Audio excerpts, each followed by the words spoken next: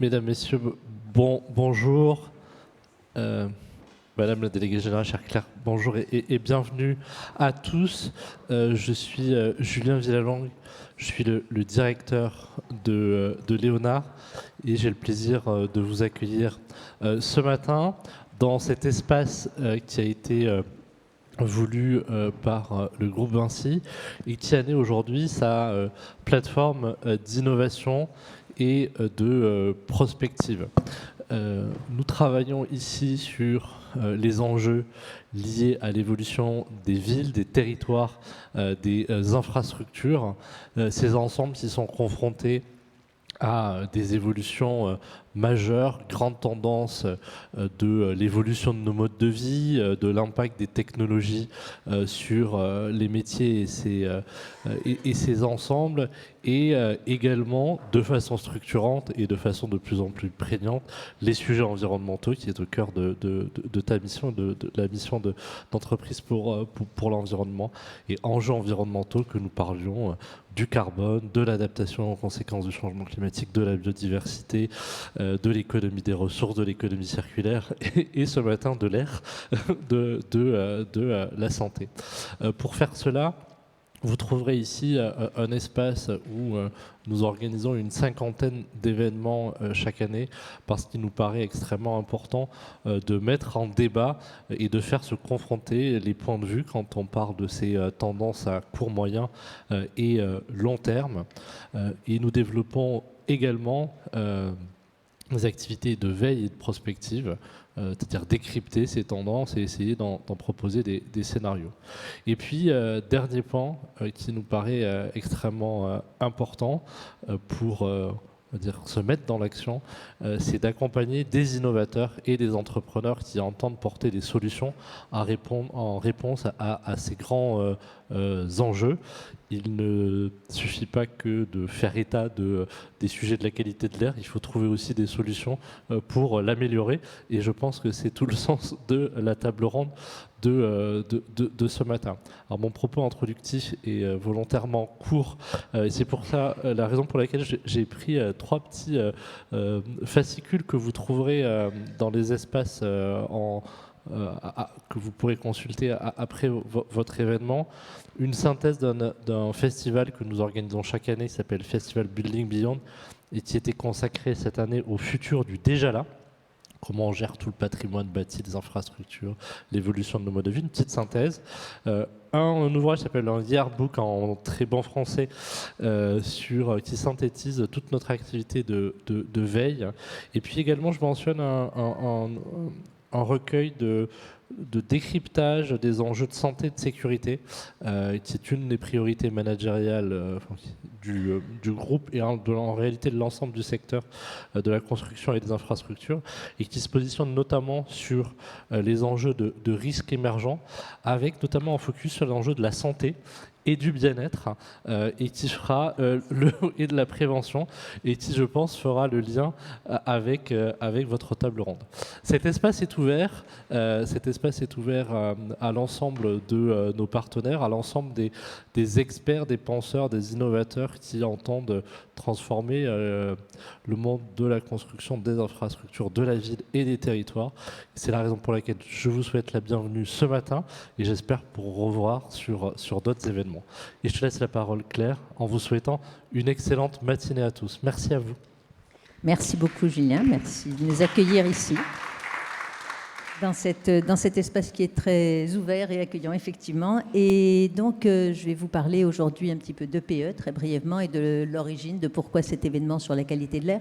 Pour ceux qui ne connaissent pas très bien EPE, j'aurais dû commencer par ça, c'est une association d'entreprises, entreprise en transition écologique, qui s'est dotée d'une raison d'être l'année dernière, qui est une seule planète et un monde prospère. Donc, qui sont des entreprises, comme vous le voyez, 60 très grandes entreprises françaises et internationales, filiales françaises de groupes internationaux. Il y a une grosse moitié du CAC 40, mais qui travaillent ensemble sur la transition écologique. Qu'est-ce que ça veut dire? Qu'est-ce que c'est qu'une prospérité dans un monde dont on connaît maintenant les limites, et on sait qu'on en a franchi un certain nombre, avec des conséquences qu'on voit encore aujourd'hui et la semaine dernière, etc. L'idée est donc pour ces entreprises d'intégrer l'environnement dans leur stratégie et dans leurs opérations.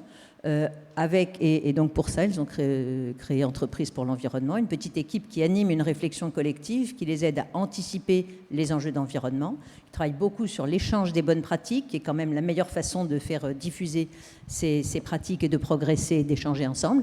De développer ensuite, de tirer de ces bonnes pratiques des outils et des méthodes utilisables par tout un chacun, et de promouvoir des actions volontaires et d'impliquer les dirigeants, parce qu'on sait très bien que ce ne sont pas les directions RSE toutes seules qui font les grands changements profonds, mais il faut bien que ça soit porté de plus en plus haut niveau. En fait, on voit que les conseils d'administration s'y impliquent.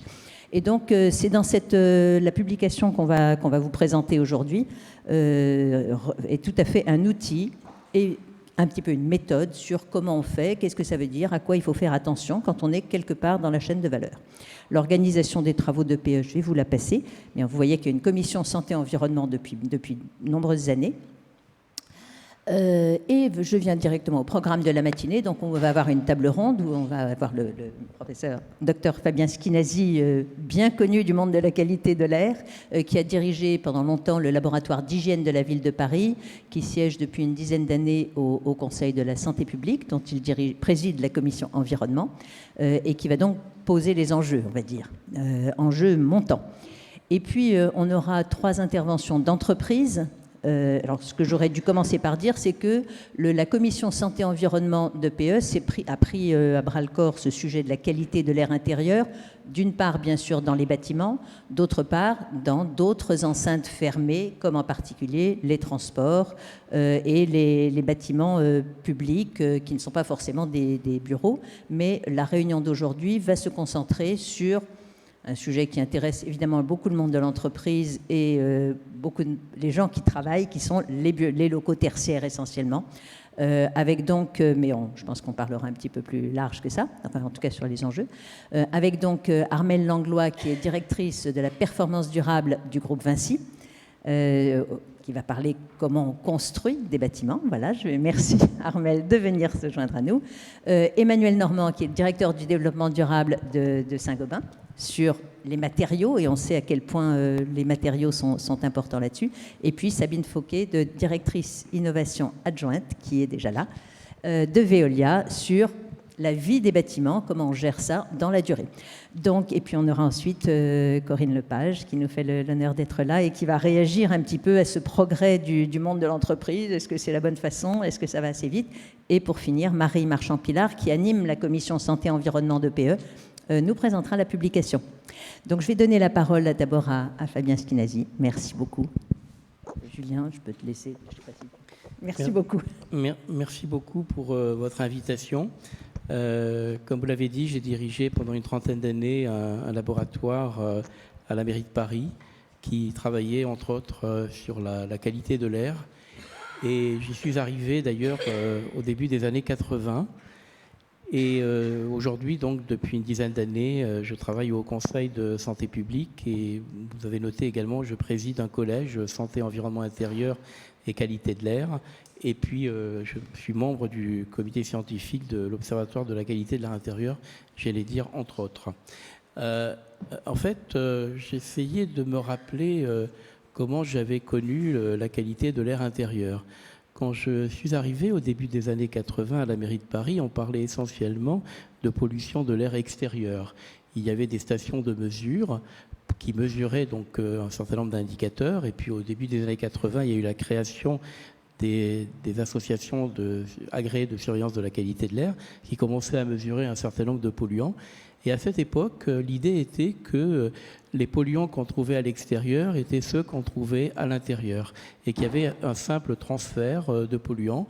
Et en fait, j'ai découvert que non, il n'y avait pas que ce transfert de polluants venant de l'extérieur, qui fait une partie effectivement de la qualité de l'air intérieur, mais qu'il y avait également des émissions à l'intérieur des bâtiments, que ce soit des émissions liées au bâtiment lui-même, tous les matériaux de construction, les produits de décoration, qui pouvaient émettre un certain nombre de polluants chimiques volatiles, mais également toutes nos activités que l'on avait à l'intérieur, et vous citiez le tertiaire, le secteur tertiaire, toutes les activités qu'on peut créer aussi à l'intérieur en termes de pollution, et en particulier l'utilisation de produits ménagers Et donc, on a commencé à découvrir ces différents polluants de l'air intérieur spécifiques.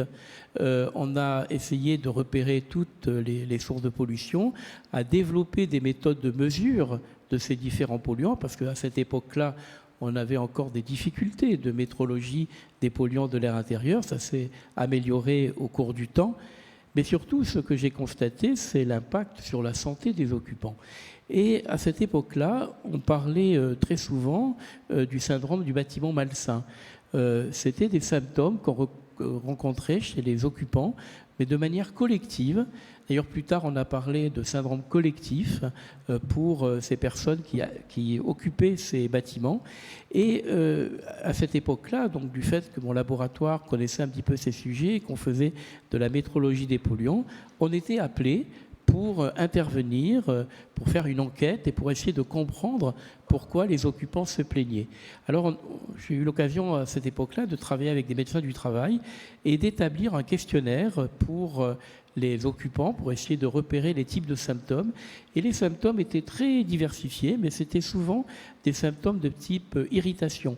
Irritation des yeux, au niveau de la gorge, de la toux, des maux de tête, une fatigue inexpliquée, parfois des troubles cutanés. Et surtout, parmi ces occupants qui se plaignaient de ces symptômes, pour lesquels les médecins n'avaient pas forcément de diagnostic étiologique, médical particulier, pour ces personnes, c'était une certaine inquiétude. On se demandait s'il n'y avait pas des substances toxiques dans l'environnement intérieur. C'est pour ça qu'on nous appelait pour essayer de les retrouver. Et surtout, ces symptômes parfois étaient tellement importants que le chef d'entreprise ne pouvait faire autrement que d'évacuer le bâtiment. Et il y a pire que ça. J'ai connu plusieurs exemples à cette époque-là, des années 80-90, où le bâtiment était évacué. Alors je dis c'est très compliqué parce que quand on a évacué le bâtiment, il faut faire revenir ensuite les personnes et les convaincre de revenir, que la situation a été maîtrisée et que toutes les choses ont été prises en compte. Et surtout, ces symptômes entraînaient de l'absentéisme. Alors ces symptômes qu'on a regroupés, donc ce syndrome collectif, il n'y avait pas que ça. Les personnes qui se plaignaient le plus, c'était des personnes qui avaient déjà des allergies, par exemple.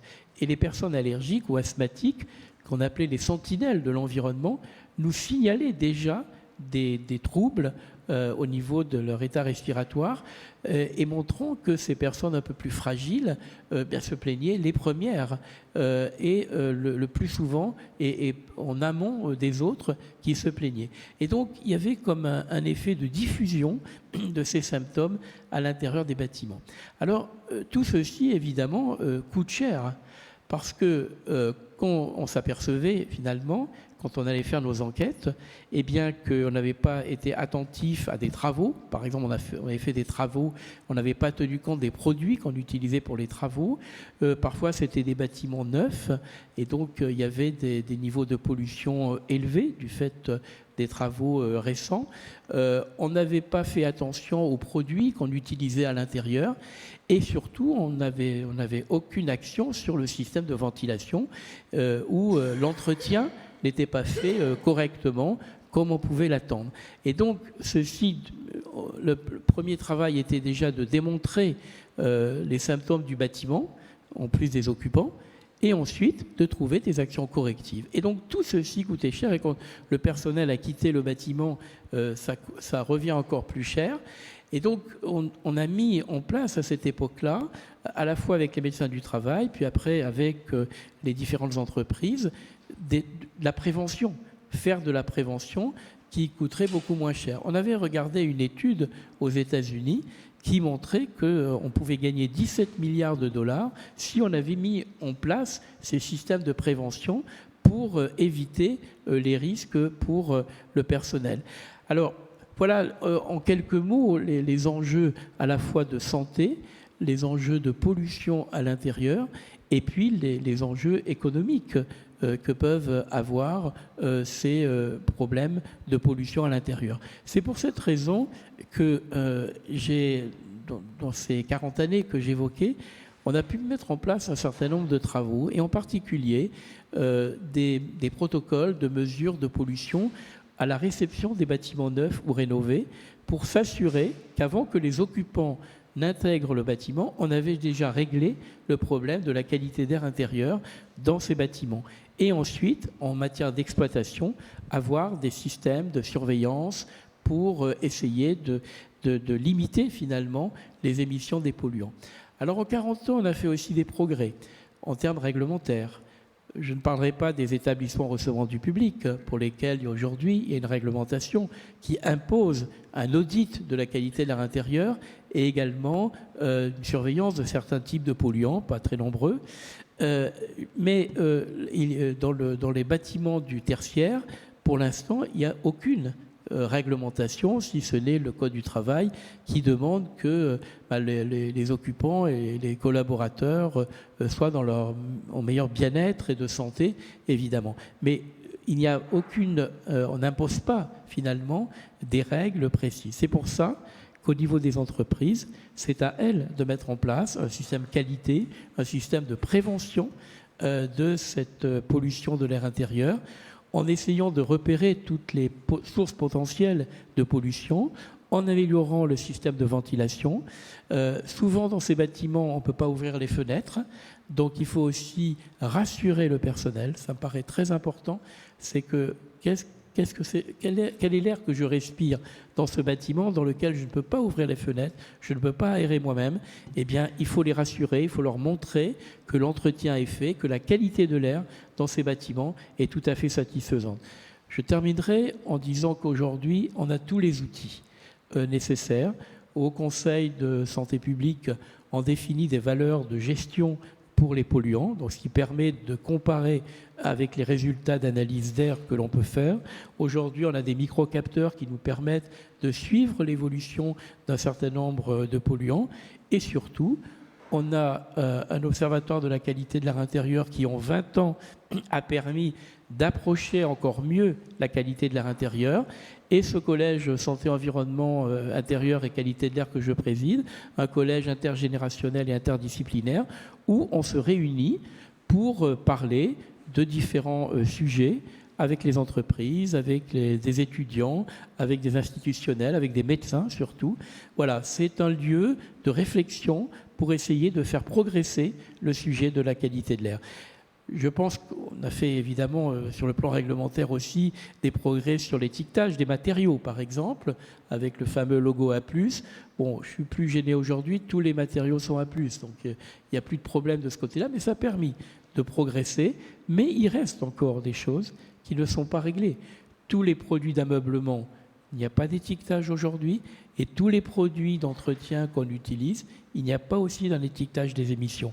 Donc il reste encore des progrès à faire à la fois sur le plan de la réglementation, sur le plan des actions à mener. Mais je pense qu'aujourd'hui, on a un certain nombre d'outils qui nous permettent d'avancer et d'améliorer la qualité de l'air dans les bâtiments du secteur tertiaire.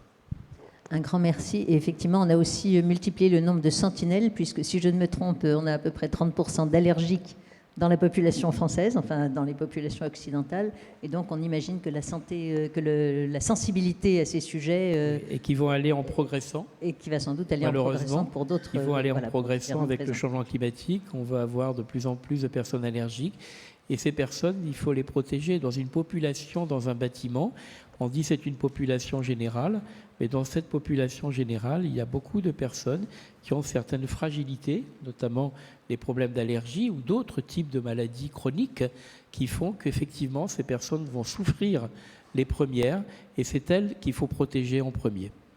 Merci beaucoup en tout cas d'avoir posé ces enjeux. Je vais donner la parole maintenant. On est dans le domaine de l'action volontaire. Merci de l'avoir circonscrit et défini. Et je vais donner la parole à Armelle Langlois, qui va nous parler de la directrice du pôle performance durable, donc de Vinci Construction, et qui va nous parler de la démarche QAI Ready. Merci beaucoup. Alors la démarche QAI Ready, la démarche QAI Ready, en fait, c'est une démarche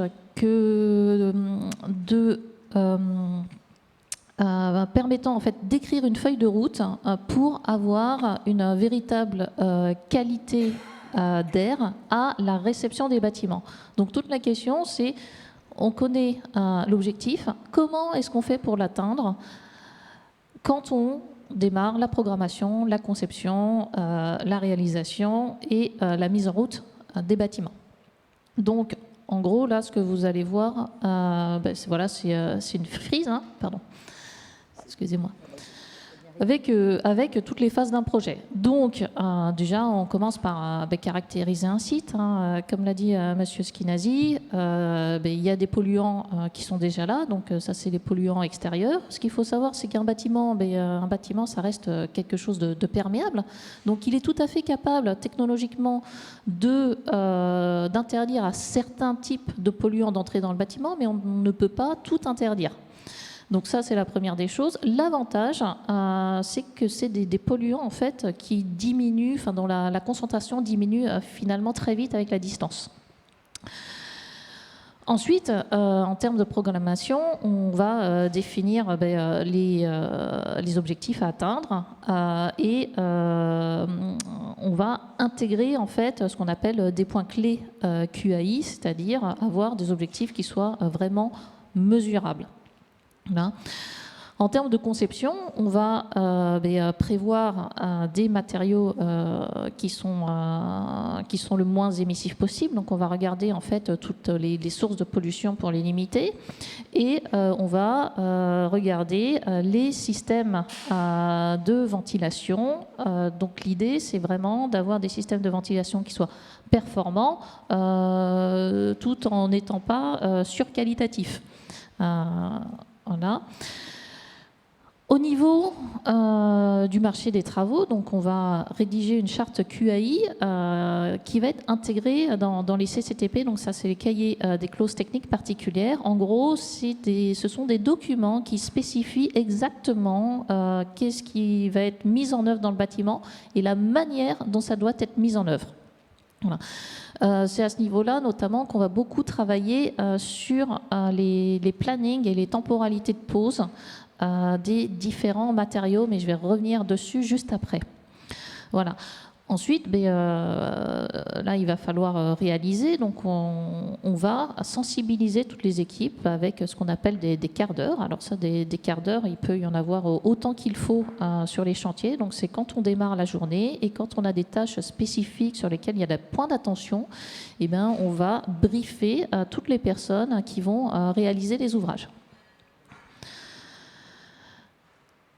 Évidemment, on continue à diffuser les bonnes pratiques. C'est pas parce qu'on a fait des quarts d'heure qu'il ne faut pas surveiller, monitorer. Il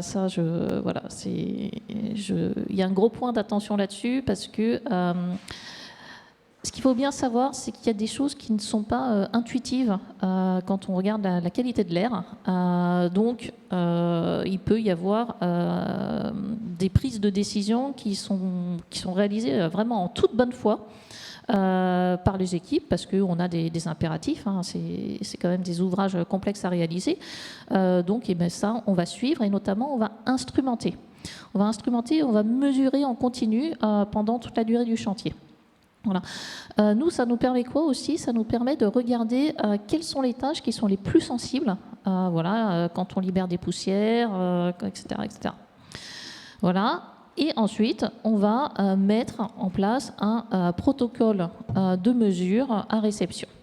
Et c'est là que je vais faire et évidemment, on va donner un carnet de suivi parce qu'un bâtiment, c'est quand même, c'est pas quelque chose. Quand on livre un bâtiment, c'est pas quelque chose qui est évident. Il y a des modes d'emploi des bâtiments, tout comme il y a le mode d'emploi de la biodiversité sur un site, il y a un mode d'emploi de la qualité de l'air intérieur. Et là, je voulais faire un focus donc, sur les campagnes de mesure. Donc, quand on pose un matériau, ce qu'il faut savoir, c'est que l'étiquette A+ du matériau, elle est valable à 28 jours. Donc, ce qu'il faut, et en plus c'est marqué dans toutes les notices, c'est marqué aussi dans certaines notices, vous regarderez d'ameublement.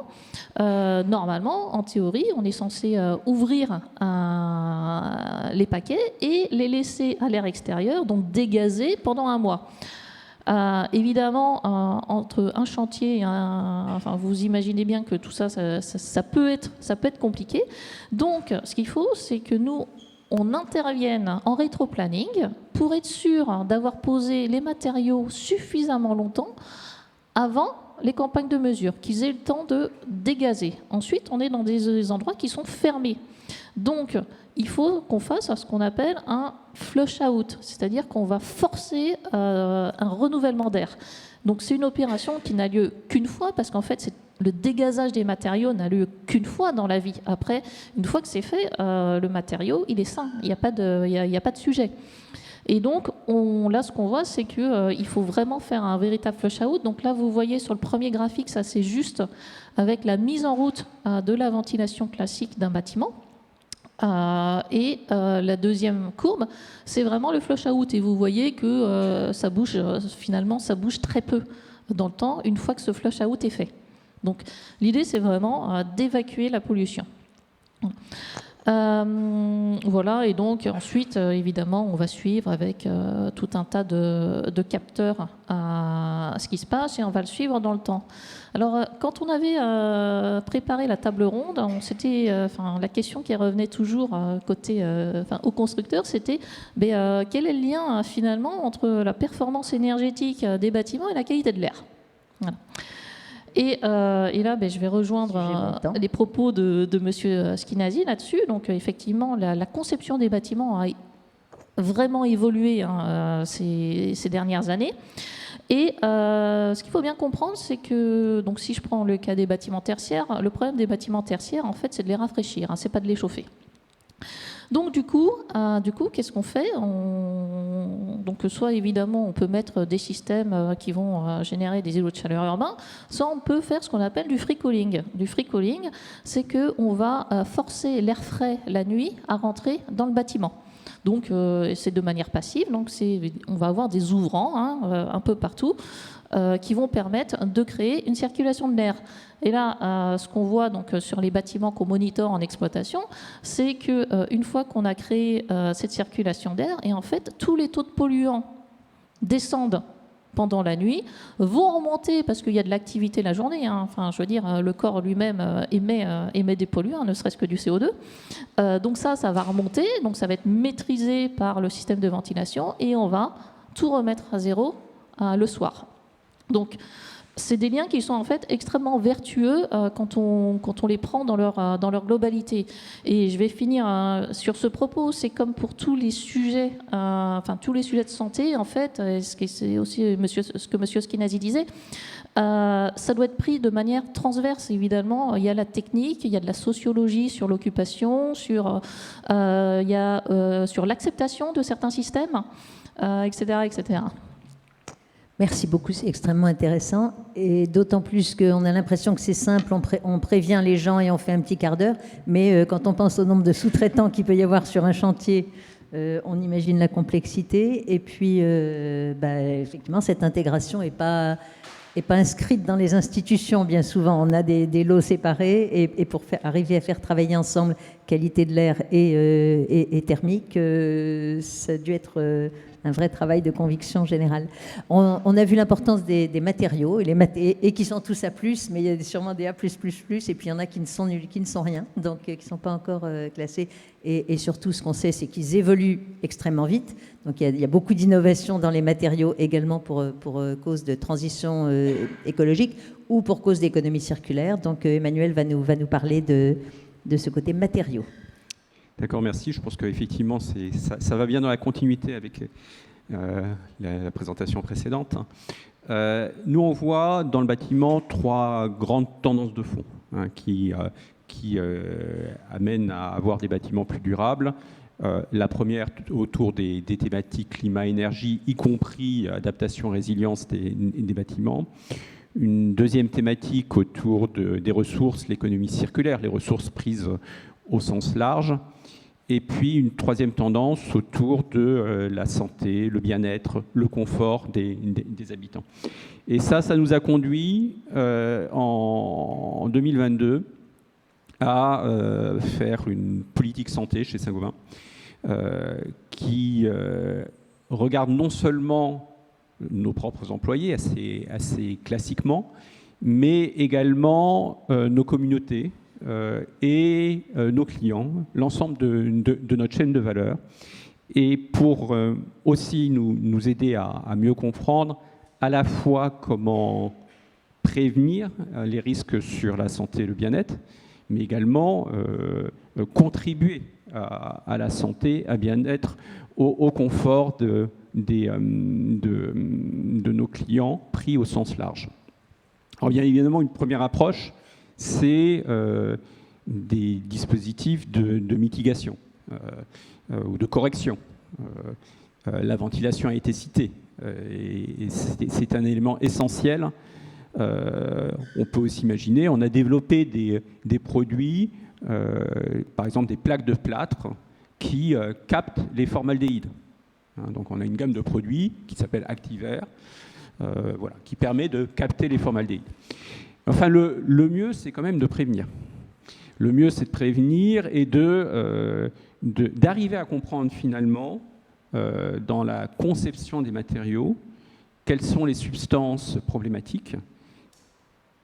Quelles sont les substances problématiques lorsque les matériaux sont mis sur le marché, et je vais y revenir, et problématiques, alors, pour les problématiques de qualité de l'air intérieur, mais également pour des problématiques d'économie circulaire. Parce qu'on est sur lorsqu'on parle d'économie circulaire, on peut être dans des modes de concentration. Et donc on a tout un programme autour de la compréhension, de la composition des produits tels que mis sur le marché encore, d'arriver à comprendre les risques que ça peut vouloir dire, de comprendre ce que l'on peut faire en matière de transparence, donc en matière de disclosure. Alors c'est un domaine qui est à la fois foisonnant et qui est encore en grand manque de maturité. Et donc on a des organisations privées, beaucoup américaines, ça s'appelle Health Product Declaration, HPD. Ça peut être une organisation qui s'appelle Declare. On a une organisation européenne qui s'appelle Cradle to Cradle, qui cherche à un peu standardiser, à donner de la méthodologie, mais ça reste encore très, très, on va dire, dans l'enfance. On est très loin de la maturité que l'on peut avoir dans le domaine des analyses de cycle de vie environnemental pour les matériaux de construction. Et une des raisons de ce manque de maturité, c'est aussi que c'est quand même compliqué. C'est compliqué. J'ai mis quelques challenges. D'abord des challenges de compréhension et de traçabilité. Beaucoup des matériaux de construction sont faits avec des produits naturels. Donc ils sont variables dans leur composition. Donc qu'est-ce que c'est qu'un bon échantillonnage? Qu'est-ce que c'est que des bonnes valeurs? Quelles sont les valeurs seuil dans les produits? Comment ces substances se transforment? J'ai cité le formaldéhyde, on ne met pas du formaldéhyde dans les matériaux. Le formaldéhyde résulte d'un processus de réaction chimique qui, à un moment donné, génère des formaldéhydes. Donc comment les matériaux évoluent et se transforment dans le temps. J'ai cité l'économie circulaire et la tendance de fond qui est d'augmenter le contenu recyclé de nos matériaux. Pareil, qu'est-ce que ça veut dire en termes de concentration des substances chimiques et du comportement des matériaux dans le temps? Deuxième challenge assez classique dans ce genre de sujet, qui est le problème de propriété intellectuelle, qui doivent pouvoir être résolus. Mais lorsque l'on rentre dans des niveaux très très fins en termes de composition des matériaux, en allant à 0,1%, 0,01%, ça pose malgré tout des questions qui doivent à nouveau être traitées. Puis surtout, aujourd'hui, c'est un manque de standardisation, manque d'harmonisation, que ce soit sur le plan international. Rien que savoir qu'est-ce que c'est qu'une liste de substances critiques, rien que ça, Ben, c'est variable. C'est variable. On a REACH, on a Substance of Very High Concern, on a des SIM lists, on a des listes de l'EPA aux États-Unis. Alors, il y a de la convergence entre ces listes, mais il y a des divergences aussi. Donc, pas simple. Et donc, comment Saint-Gobain travaille dans ce contexte encore bien neuf? Je dirais sur 3 axes principaux. D'abord, c'est l'innovation. Quand j'ai dit qu'il y a des listes différentes, il y a quand même malgré tout suffisamment de convergence dans la compréhension des substances les plus problématiques pour qu'on ait dans notre processus d'innovation, et notamment lorsque l'on va vers de nouveaux produits, une règle très claire de substituer des substances of concern par des substances que l'on connaît, qui sont moins problématiques. Deuxième grand sujet, c'est le sujet de la disclosure, de la transparence, donc de la mesure et des standards. Donc on a commencé dans un certain nombre de pays à publier des contenus de nos matériaux. Typiquement aux États-Unis en suivant le protocole HPD. Et puis des travaux de standardisation. On a engagé un tel travail sur le plan européen avec nos fédérations professionnelles à Bruxelles actives sur ces sujets-là. Et conjointement avec les équipes américaines d'HPD pour arriver à comprendre ce que pourrait être un standard européen en termes de déclaration, de content declaration des matériaux de construction. HPD, Health. Health Product Declaration. Merci beaucoup. Effectivement, ça pose, quand on pense transition écologique un peu horizontale, on est censé avoir une évolution vers des matériaux naturels, biosourcés, et on imagine que ça va et recycler. Et donc, on imagine que toutes ces problématiques vont être plutôt plus compliquées. Donc, l'ambition de standardisation paraît... mérite d'être comprise. Un peu perplexe. Merci non, beaucoup. Standardisation, c'est standardisation des méthodes. Attention. Des méthodes, oui, d'accord. Je ne parle pas de standardisation des produits, standardisation des méthodes. Des méthodes pour pouvoir comparer. Voilà, pour pouvoir comparer. Qu'est-ce que c'est quelles sont les valeurs seuil, qu'est-ce que c'est comment on aborde le contenu par rapport au risque, comment on aborde la transformation des substances dans les produits, etc. Non, c'est bien standardisation des méthodes, pas standardisation des produits. Ok. Parce qu'effectivement, on pense au contraire à le remplacement de la vanille naturelle par de la vanille artificielle parce que c'est moins compliqué du point de vue des allergies. Et en fait, on va quand même faire un mouvement normalement un peu inverse. Donc, merci beaucoup. Je vais donner la parole. Donc, merci. Alors, ce qui est intéressant, étant dans ce qu'Armelle a dit, parce qu'on a vu, il y a le CCTP. Le CCTP, il n'est pas fait par l'entreprise au moment où elle vient avec sa solution. Il est fait par le maître d'ouvrage. Donc, il faut d'abord qu'il ait compris les sujets. Et donc, on imagine. Et là, c'est un petit peu pareil. On voit les matériaux sont plus choisis par les entreprises, proposés par les entreprises, mais il faut quand même qu'il y ait des spécifications et qui permettent. Donc, on voit bien qu'il y a du retour et du dialogue amont important. Et là, on va passer plutôt côté aval, où on va voir, donc Sabine Fouquet va nous expliquer en exploitation comment on peut améliorer la qualité de l'air une fois qu'on a un bâtiment. Qui est-ce qu'il est? Il n'y a pas que des bâtiments neufs ou rénovés, et donc voilà, comment on gère. Merci Claire.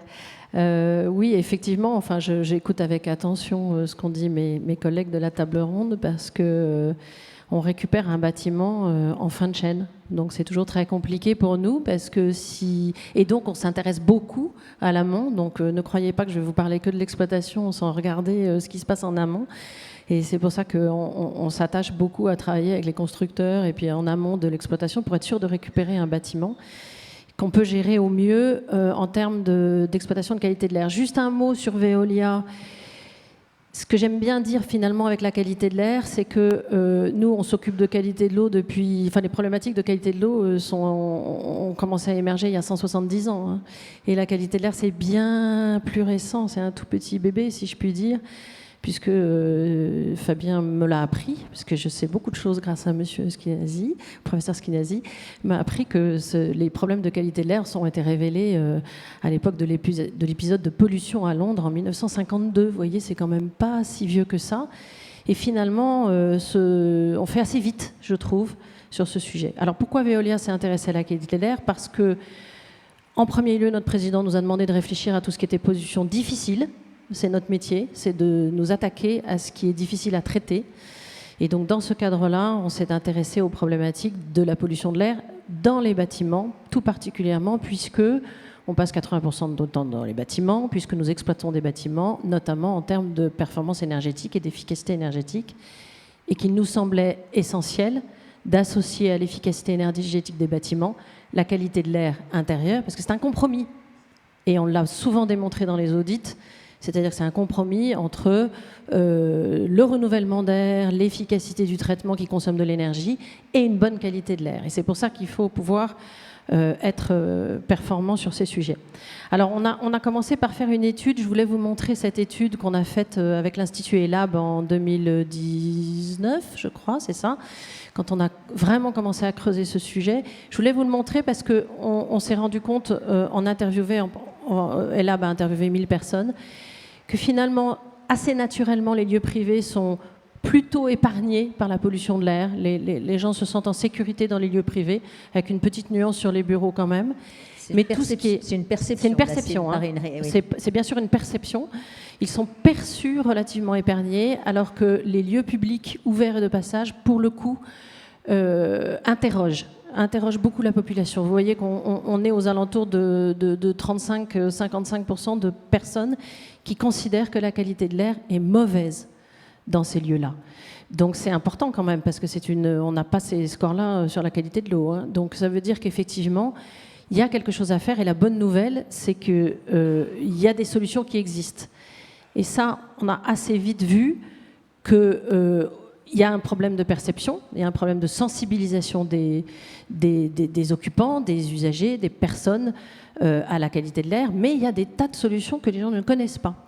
Et on peut aller jusqu'à faire de la garantie de qualité de l'air dans les bâtiments. Alors je voulais vous montrer aujourd'hui ce qu'on a fait dans les écoles de la ville du Raincy, puisqu'on était convaincus qu'on pouvait maîtriser et garantir la qualité de l'air.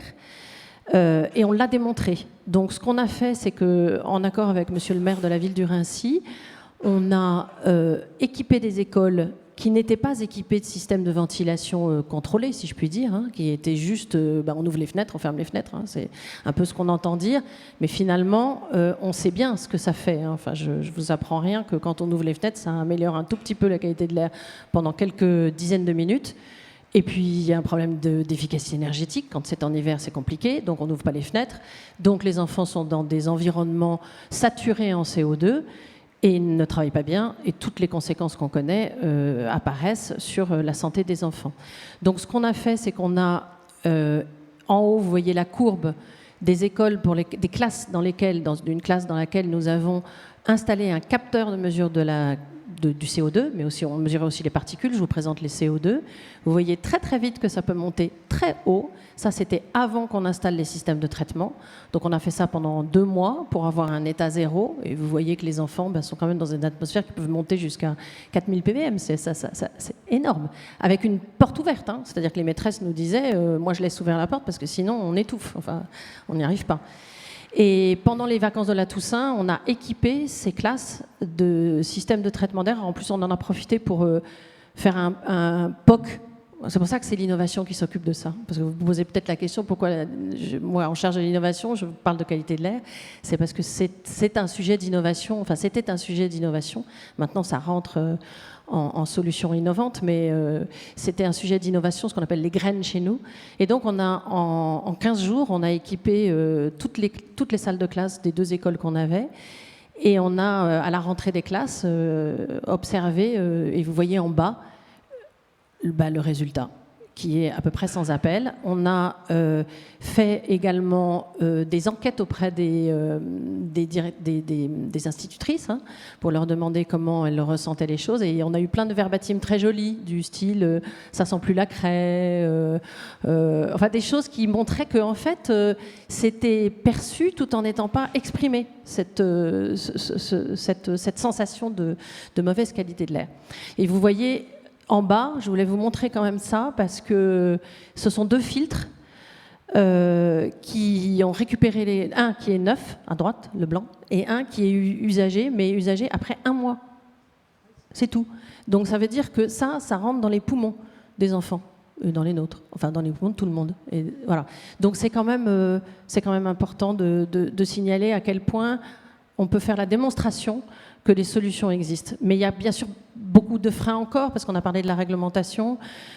Oui, la réglementation, elle est dans les ERP, et c'est une réglementation d'audit, mais pas non plus de garantie de maîtrise de la qualité de l'air. Moi, je crois qu'il faut aller vraiment plus loin. Il faut aller jusqu'à demander à ce qu'il y ait une garantie de qualité de l'air, parce que on se donne bonne conscience en faisant un audit. Enfin, moi, j'ai dirigé un bureau d'audit, donc je ne vais pas dire que c'est pas bien, c'est vraiment extrêmement important. Mais il y a une forme de frustration quand on voit derrière qu'on remet des conclusions, qu'il se passe peut-être une action et puis après plus rien. Alors on a de plus en plus de clients qui nous demandent quand même d'intervenir pour suivre au long cours, notamment avec les capteurs en continu, pour agir, mais ce n'est pas encore la norme et je pense qu'il faut vraiment qu'on pousse sur la réglementation et les financements. On voit plein de choses qui sortent aux États-Unis. Vous avez vu les plans pour le financement des systèmes de qualité de l'air dans les écoles, en Belgique où il y a une réglementation. Donc je pense qu'en France et en Europe, il faut qu'on aille encore plus loin pour vraiment garantir la qualité de l'air. Dernière chose que je voulais vous montrer, c'était ce qu'on avait du coup un peu modélisé, parce qu'on s'est dit, mais finalement, pour garantir la qualité de l'air, à quoi faut-il s'attaquer ? C'est quoi voilà, ce à quoi on veut s'attaquer. Et c'est pour ça que vous avez ici l'offre qu'on a maintenant mise sur le marché, qui est en 3 briques de service. La première, qui s'appelle Air Control, parce que c'est le moyen de faire une évaluation du niveau de pollution d'un bâtiment à l'intérieur. Le deuxième, c'est Air Performance, parce qu'une fois qu'on a fait l'évaluation d'un niveau de pollution, on peut agir. Alors c'est soit par la ventilation et le traitement. On a beaucoup de solutions qui existent. Et notamment, on parlait avec le docteur Schinazi du Covid. Enfin, on voit bien qu'il y a quand même tout un savoir métier à développer autour de la bonne exploitation, le bon niveau d'aération, le pilotage du niveau d'aération, avant même de parler de systèmes de traitement sophistiqués. Enfin, je veux dire, on n'est pas là pour faire forcément ça, mais déjà avoir un pilotage de la qualité de l'air, ça résout grandement les problématiques. La dernière brique de service, c'est Air Human, on l'a appelé Air Human, puisque on est convaincu, et on l'a démontré, que la bonne qualité de l'air, ça n'est pas que un sujet technique et d'exploitation de bâtiments. C'est aussi le comportement, la sensibilisation. Vous avez vu tout à l'heure, on a fait des sensibilisations des enfants.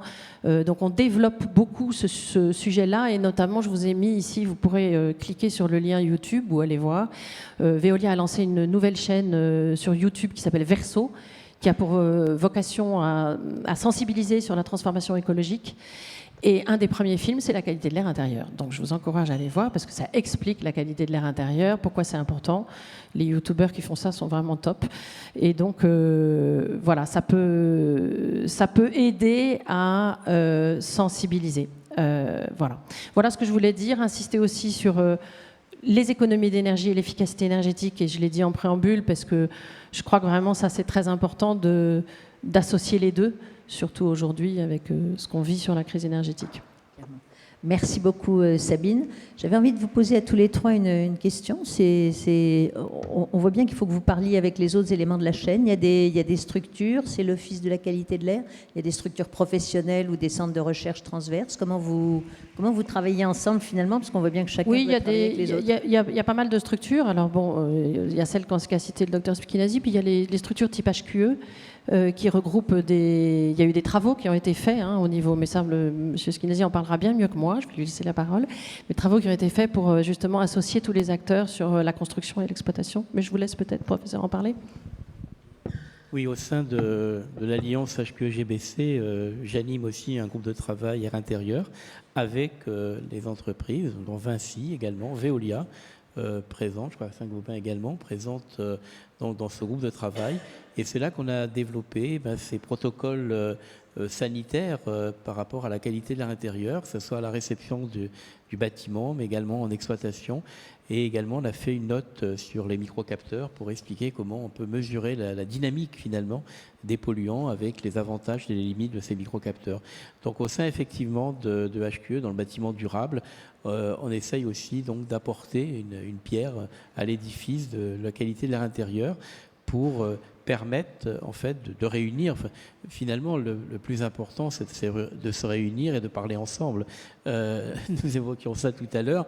C'est le seul moyen de progresser dans ce domaine, c'est de partager, d'échanger entre nous, d'apporter nos propres expériences. Moi, je suis ravi. Bon, je connaissais globalement tout ce qui a été présenté ce matin, mais c'est intéressant d'avoir ce type d'informations et de pouvoir partager ensemble.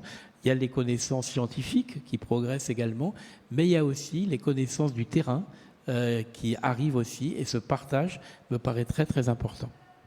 Je voulais faire effectivement un petit complément dans la suite de ce que dit M. Schinazi sur l'expérimentation de terrain, parce que vous le savez certainement, Air Paris a construit une plateforme qui s'appelle l'Air Lab, à laquelle nous avons participé au début comme membre fondateur chez Veolia. Et dans le cadre de cette plateforme Air Lab, ce qui est vraiment bien, c'est qu'on a pu tester, faire des démonstrateurs. C'est pour ça que l'innovation est importante aussi, pour pouvoir faire progresser les pratiques et les connaissances. Et pour ce qui nous concerne chez Veolia, on s'est associé avec ICAD et on a fait, et le professeur était aussi avec nous pour nous aider à caler les protocoles, et on a fait un protocole pour mesurer, pour tester les capteurs en grandeur réelle dans un bâtiment pour voir comment ils évoluaient et comment ils mesuraient la qualité de l'air. C'était en 2019, c'était au début. Et franchement, je trouve qu'avoir ce type d'expérimentation, ça fait grandement avancer les connaissances et les pratiques, notamment parce qu'on s'était rendu compte qu'on avait besoin aussi d'optimiser les pratiques de nos agents dans les exploitations des bâtiments, et que ça leur donne des éléments pour mieux travailler. J'avais envie de poser une autre question. D'abord, une question importante, c'est il y a les maîtres d'ouvrage sont importants. Il faut quand même qu'ils acceptent de payer pour, soit la construction, soit donc on l'a vu, on est largement dans le volontaire. Donc, comment est-ce qu'on trouve le bon équilibre entre les affolés sur l'état de santé, les alertés, et est-ce qu'ils consentent à financer cette qualité de l'air intérieur? Est-ce qu'ils commencent à en comprendre l'intérêt? Enfin voilà, comment est-ce que vous agissez les uns et les autres vers les maîtres d'ouvrage? Alors, je vais séparer les conceptions-réalisations. Enfin, je vais faire un gros tas de conception-réalisation et tout ce qui est appel d'offres uniquement travaux, sur lequel, en tous les cas, nous, en tant que constructeurs, on a très peu la main.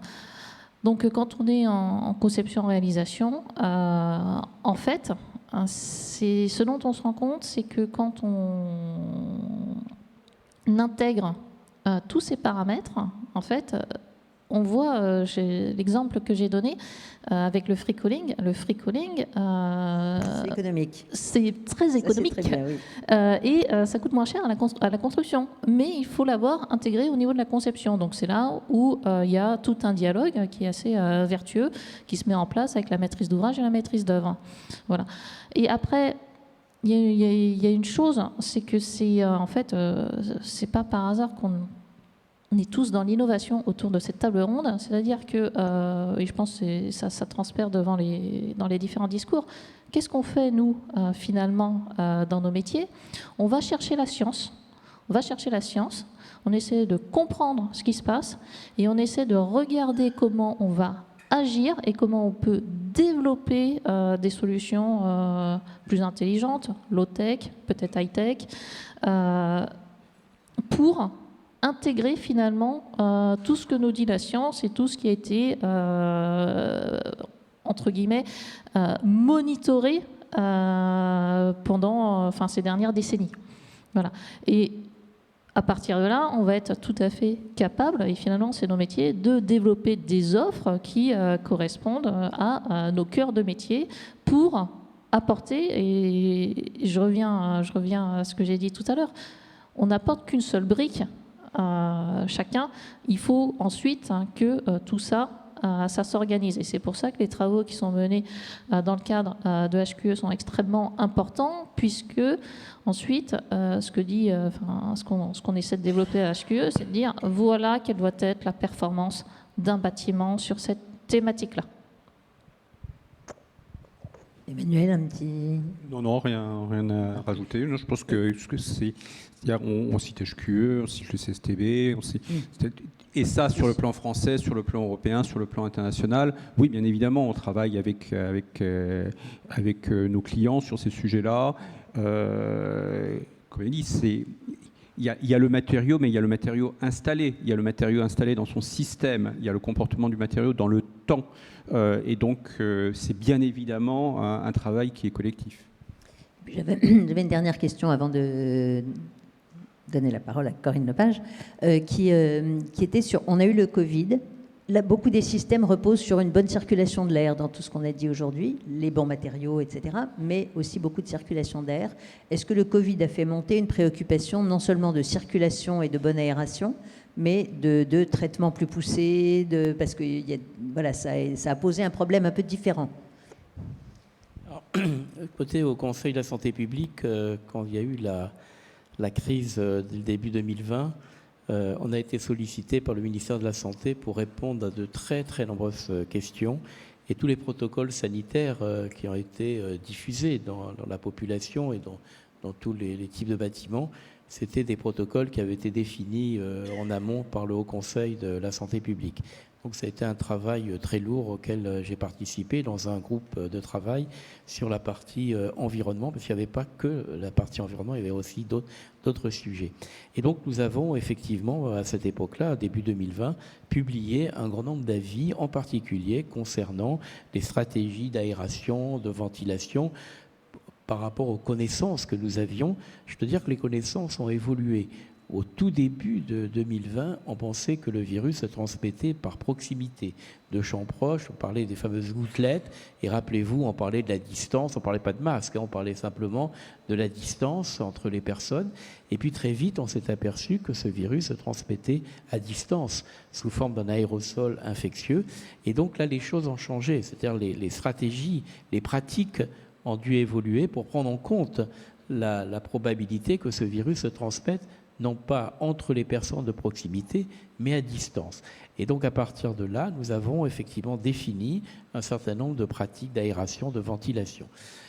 Mais on était un peu coincé à cette époque-là, parce que je rappelle qu'on a une réglementation, qu'on a des débits de ventilation dans le Code du travail, dans les bureaux, de 25 mètres cubes par heure par occupant. Ça, c'est la réglementation qui l'impose. On s'est très vite aperçu qu'en France, on était très en retrait par rapport à d'autres pays qui avaient des débits de ventilation plus élevés.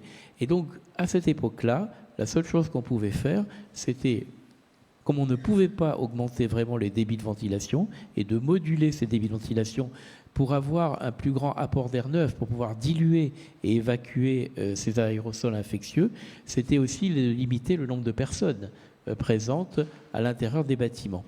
Aujourd'hui, au Conseil de santé publique, nous sommes en train de revoir et d'actualiser tous nos avis qu'on a publiés pendant la crise Covid, et voir comment éventuellement ils peuvent évoluer ou être actualisés.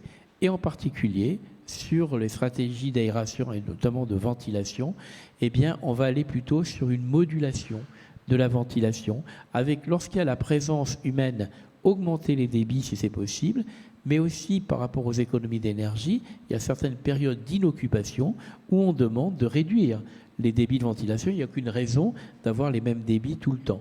Et donc, on essaye de regarder en ce moment même comment actualiser nos avis et proposer des solutions au cas où on aurait... Alors, en ce moment, le Covid circule toujours. peut-être moins dangereux qu'on avait pu le voir au tout début, mais on n'est jamais à l'abri de notre virus émergent, de notre agent pathogène respiratoire émergent, et donc il faut se préparer. On ne l'était pas, soyons clairs, on ne l'était pas début 2020, et donc l'idée aujourd'hui, c'est de se préparer à ce type d'une nouvelle épidémie ou pandémie pour savoir comment réagir et donc d'actualiser nos avis. On a fait ça dans l'urgence en 2020. Aujourd'hui, il y a la réflexion et le retour d'expérience pour faire évoluer les choses. Et donc, on va prochainement proposer des solutions par rapport à l'arrivée d'un nouveau virus émergent et au système de ventilation. Sabine ? Oui, effectivement, du côté aussi de l'exploitation, je pense que ça a fait vraiment bouger les lignes quant à l'importance de bien gérer une installation de ventilation et de traitement d'air dans des bâtiments. Et on a besoin des avis parce que ça nous donne des guidelines pour pouvoir bien travailler, mais on a aussi besoin des fournisseurs pour que, de leur aveu même, les équipements n'étaient pas suffisamment conçus au départ pour pouvoir faire de la modulation entre de l'air neuf, de l'air recyclé, etc. Et eux-mêmes se mettent à travailler en innovation pour avoir des équipements qui répondent davantage à ce souci-là, qui est de moduler le débit d'air en fonction de la population à l'intérieur, de la concentration, des paramètres de qualité de l'air. Et ça, il y a tout un champ d'innovation à faire en complément de ce que nous, on peut apporter aussi, côté exploitation, en matière de montée en compétence de cette filière-là. Parce que finalement, c'est un métier qui n'était pas tellement valorisé.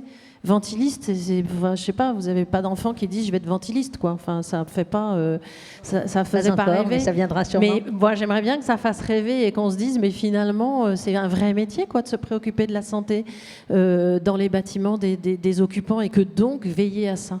Donc ça aussi, côté exploitant, filière, métier, il y a vraiment beaucoup de choses à faire et je pense que le Covid a changé mentalement les choses et permet de les accélérer. Oui, et effectivement, métier d'autant plus compliqué qu'on essaye quand même aussi d'aller vers du low-tech, donc avec pas mal d'innovation et de concentration de problématiques dans un seul métier. Je vais demander à Corinne Lepage, Madame la Ministre, de nous donner une réaction de personnalité engagée. Voilà, vous pouvez rester au pupitre si vous voulez, on était comme vous voulez. Pour après, voilà, en entendant ce débat, ces progrès, ces efforts, comment est-ce que vous ressentez le sujet ? D'abord, merci pour votre invitation. J'ai pris beaucoup de notes, c'était extrêmement intéressant. Je dirais que par rapport à ce sujet qui n'est pas nouveau, il y a une grande prise de conscience qui est intervenue. Ça me paraît une évidence. Par rapport à ce que j'ai pu connaître il y a près de 30 ans, quand j'ai fait voter la loi sur l'air, il y a quand même de sacrés progrès qui ont été accomplis. Je voudrais... ce que vous avez dit m'a amené à 4 ou 5 types de réflexions. Bon, la première, c'est les efforts indéniables que font les entreprises. Ça me paraît clair. La seconde, c'est de jamais oublier que l'air intérieur, avant l'air intérieur, il y a de l'air extérieur. Et que sur l'air extérieur, les entreprises que vous êtes, elles ne peuvent pas faire grand-chose. Or, on va se mettre à y travailler ensuite. On a un vrai problème d'air extérieur. Je ne sais pas si vous avez vu les rapports récents qui sont sortis, qui montrent qu'en réalité, la pollution de l'air serait plus nocive que le tabac ou l'alcool. Donc, c'est pour montrer le degré de gravité des questions liées à la pollution de l'air. 50 000 morts prématurées en France, 500 000 en Europe, et je ne parle pas dans le monde. Donc, c'est un sujet de santé publique absolument majeur. Que nous n'arrivons pas en fait à traiter convenablement parce que dans l'air se retrouve tout ce qui est tout ce que sont nos activités en réalité, et que avoir une efficacité réelle impliquerait de changer beaucoup de nos manières de vivre. Alors je pense qu'avec la réduction du diesel, on va avoir un petit progrès. Mais ça résout évidemment pas tout, avec un sujet que Fabien connaît par cœur, qui est celui des effets cocktails. Vous parliez beaucoup, monsieur, des questions de connaissance. sur la connaissance des effets cocktails, on est au degré zéro de l'écriture. Vous parliez de manque de maturité, je suis encore plus sévère dans mon propos, mais je veux dire qu'on ne sait vraiment pas grand-chose, et c'est extrêmement difficile. C'est extrêmement difficile parce qu'à un moment donné du temps, il va y avoir tel et tel produit, à un autre moment d'autres produits, dans des mesures différentes, donc c'est extrêmement difficile. Mais donc il ne faut jamais, à mon sens, oublier la question de l'air extérieur quand on parle de la question de l'air intérieur. Et souvent, l'air intérieur est moins mauvais que l'air extérieur parce qu'on est arrivé quand même à bloquer un certain nombre de choses. Le deuxième point que vous avez soulevé les uns et les autres, c'est les objectifs contradictoires auxquels on est soumis. C'est-à-dire à la fois de dire qu'on veut réduire nos émissions de gaz à effet de serre, ce qui est quand même une évidence, que nous n'avons pas des ressources infinies et que donc il faut travailler avec de l'économie circulaire et donc des produits recyclés. Et qu'en même temps, on veut avoir un niveau de qualité de l'air intérieur amélioré, c'est pas simple. Et il y a un côté quadrature du cercle quand même. Faut dire les choses comme elles sont parce que c'est un compromis. L'un d'entre vous a employé ce mot, mais il me paraît très juste. C'est un compromis permanent et qui peut être discuté. Le troisième point, vous l'avez abordé à propos de l'école et du coût, madame, en parlant du coût. Je pense que ce sujet du coût est quand même un sujet absolument central. Il ne faut pas se cacher derrière son petit doigt. Mettre en place des systèmes comme ceux que vous avez mis dans cette école, le généraliser, avoir une réglementation qui conduirait à le généraliser, ça a un coût. Et là, on arrive à un sujet qui m'est cher et depuis très longtemps, et qui dépasse du reste le cadre des entreprises. C'est la manière dont, globalement, nous comptons. On compte faux. Je suis désolée de le dire, mais on compte faux. C'est-à-dire que si on comptait réellement en termes d'avantages et d'inconvénients, de coûts et d'avantages, ce que rapporte et ce que coûte telle politique, je vous assure qu'on les changerait très vite. Parce qu'on verrait que ce qu'on fait est idiot. C'est contre-productif. Compte tenu du coût de la pollution de l'air, j'ouvre une parenthèse, regardez la polémique qu'il y a actuellement sur le métro. Donc je ne sais pas comment la RATP va se sortir, parce que c'est très, très, très, très compliqué quand même. Le terme en coût de morbidité, je ne parle même pas de mortalité, de maladie, de maladies du travail, de maladies tout court, pour la sécurité sociale. Est-ce que la société ne gagnerait pas beaucoup à faire des investissements qui permettraient, comme vous l'avez fait dans cette école, d'avoir des systèmes d'aération, voire de purification de l'air, qui effectivement auraient des gains en termes de santé publique qui seraient absolument colossaux. Je pense que ce calcul, il n'a pas été fait. Enfin, peut-être qu'il l'a été, mais je ne suis pas sûre. Et de toute façon, s'il a été fait, je ne vois pas trop les résultats que ça a produit. Donc, on a derrière ça un problème de coût et de financement. L'un d'entre vous l'a dit. Et là, je renvoie à deux politiques majeures qui sont mises en place actuellement, celle de la rénovation des bâtiments et tout le système de taxonomie européenne. Il y a quand même dans les millions d'euros qu'on va investir dans la rénovation des bâtiments, peut-être une réflexion à mener dans le cadre de cette rénovation sur l'impact sur la qualité de l'air. Je ne sais pas si elle est menée ou pas, mais cela me paraît nécessaire. Et deuxièmement, quand on regarde les règles de la taxonomie, et alors c'est vrai que la taxonomie, dans les 6 objectifs, elle ne met pas la santé. Ça y est pas. C'est bien dommage, mais ça y est pas. Par contre, la prévention des pollutions, ça y est. Donc, par la prévention des pollutions, on peut attraper le sujet. Donc, il faudrait voir comment est-ce que ces sujets-là peuvent entrer dans le cadre de la taxonomie européenne et permettre des financements importants à l'échelle nationale, d'autant plus qu'en France, on n'est quand même pas les champions du monde.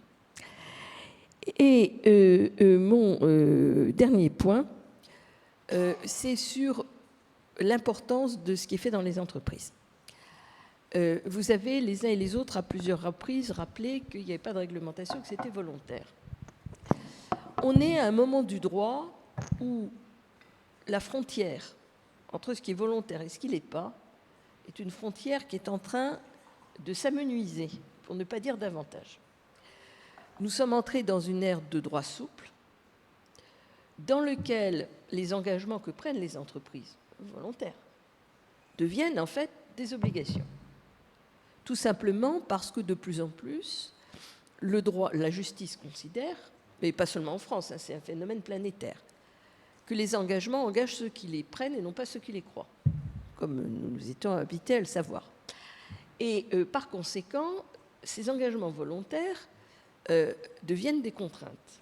Et ils le sont d'autant plus qu'on est rentré dans une généralisation du devoir de vigilance. Généralisation du devoir... Alors, le mot de généralisation paraît peut-être excessif, mais enfin, la directive communautaire qui devrait être votée incessamment sous peu a mis quand même la barre très bas, puisque ce sont les entreprises de 250 salariés, c'est-à-dire des bonnes PME, mais ce n'est même pas des ETI, qui vont être concernées, et que de toute façon, par la chaîne de valeur et par l'obligation qui est faite au maître d'ouvrage, d'œuvre, donneur d'ordre, disons, pour simplifier les choses, de regarder sa chaîne de valeur et s'y voir dans ses sous-traitants, s'il peut garantir que la manière dont son sous-traitant travaille va lui permettre à lui de remplir son obligation, fait que de toute façon, tout le secteur économique est concerné. Et donc, dans cette idée de vigilance, c'est pas tant le résultat, parce qu'à l'impossible, nul n'est tenu, mais c'est les moyens et les efforts qu'on a faits pour essayer d'atteindre ces objectifs qui sont appréciés. Et donc, les efforts que font les entreprises aujourd'hui pour aller dans cette direction m'apparaissent absolument indispensables dans le cadre d'une construction d'une sécurité juridique, hein, tout simplement pour l'entreprise. Voilà un peu ce que m'inspirent les différents éléments que vous avez bien voulu nous délivrer ce matin et qui étaient extrêmement intéressants. J'ai pris une page entière de notes. J'étais très attentive. Mais voilà, c'était vraiment très intéressant et merci à EPE d'avoir organisé cette réunion. Un très grand merci de replacer ce sujet dans un contexte qui est beaucoup plus vaste et vous avez vu tout à l'heure rapidement l'organisation des travaux d'EPE.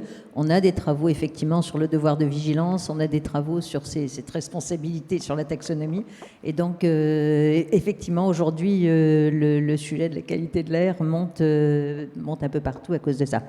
Je vais demander maintenant, merci beaucoup, je vais demander maintenant à Marie Marchand-Pilard de venir présenter la publication qui va vous être mise. Oui, vous pouvez regarder la présentation aussi, donc vous remettre là, enfin comme vous voulez.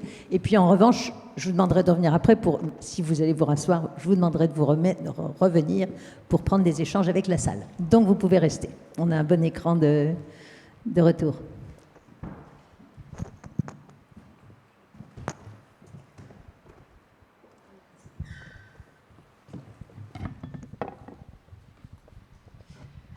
Alors, bonjour à toutes et à tous. Tout d'abord, je tenais quand même à remercier les intervenants pour avoir accepté de participer à cette table ronde.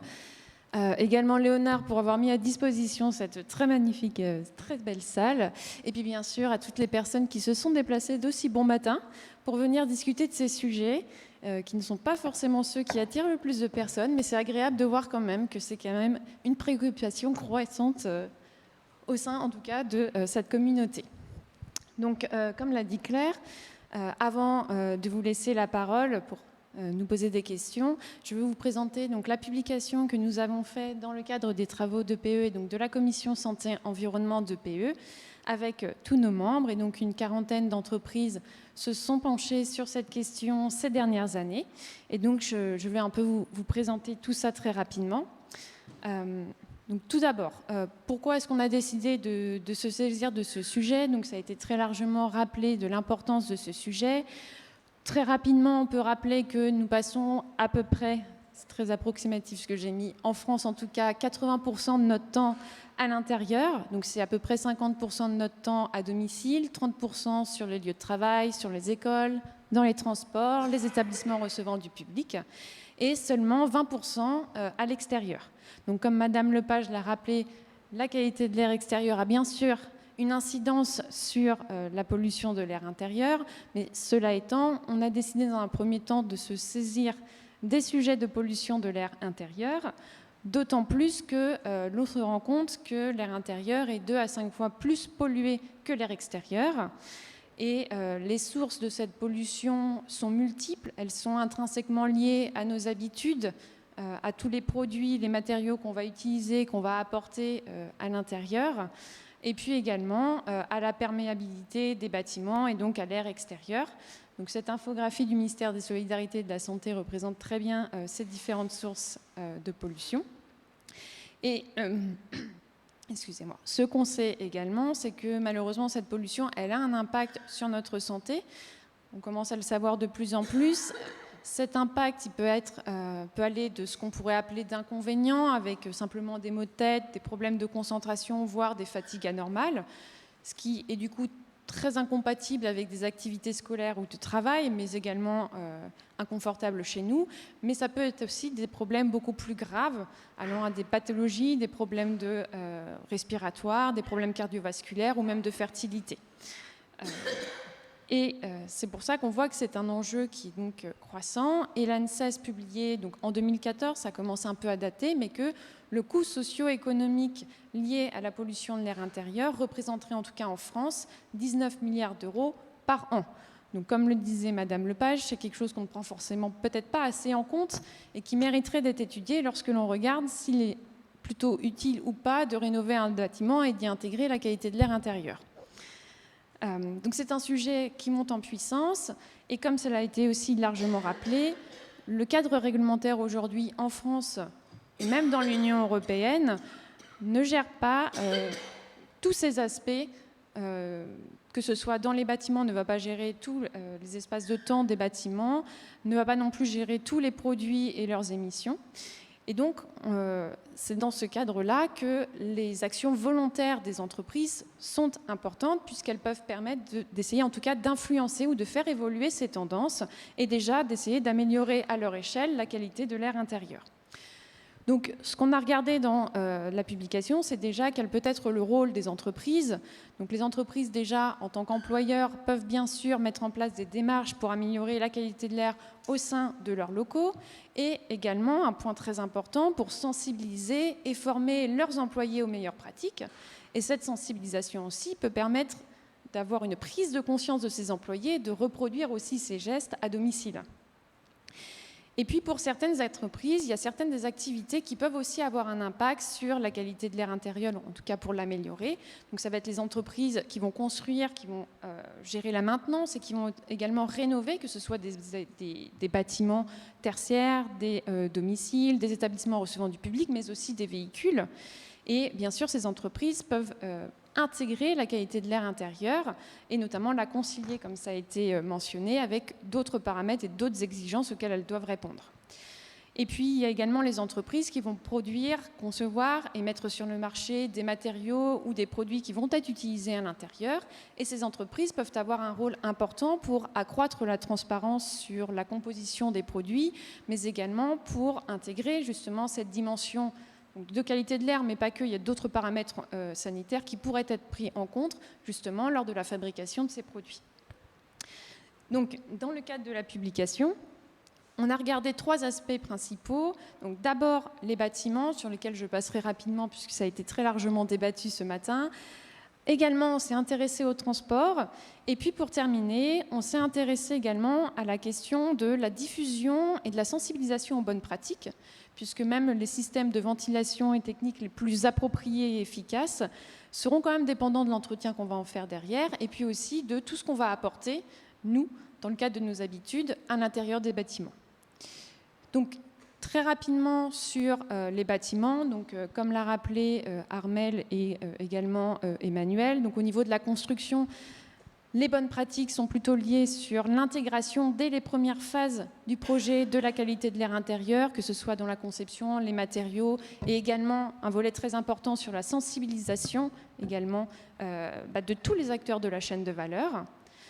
Concernant la maintenance, Sabine l'a très bien rappelé qu'il est très important justement, une fois que le bâtiment a été livré, d'en assurer la maintenance, avec cette question de comment est-ce qu'on peut mesurer les externalités positives de toutes les actions qui vont être mises en place, puisque toutes ces actions ont un coût.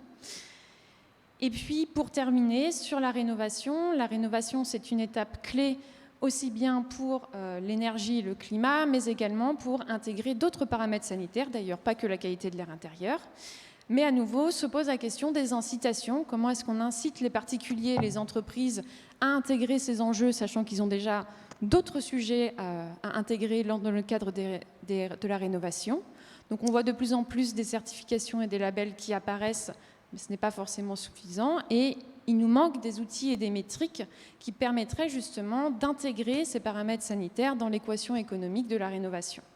Alors, les petits logos que vous voyez en bas du chart sont les exemples concrets qui sont présentés dans la publication sous forme d'encadré. Donc, vous ne serez pas étonnés de voir Vinci, Saint-Gobain et Veolia, Voilà. mais vous trouverez également des exemples d'EDF, Babylou, et puis pareil pour la suite de la présentation. Exactement, et effectivement, notamment sur cette question de la rénovation et des outils et métriques, les services R&D de EDF travaillent notamment sur ces sujets. Concernant la qualité de l'air dans les transports, on s'y est intéressé également puisque on passe quand même pas mal de temps dans les transports, que ce soit individuel ou collectif. Et comme ça a été rappelé au niveau de la réglementation, au niveau des transports, en tout cas pour les habitacles de véhicules personnels, que ce soit en France ou dans l'Union européenne, pour le moment, il n'y a pas de réglementation sur la qualité de l'air à l'intérieur. Il y en a dans d'autres pays, mais il n'y a pas de réglementation harmonisée.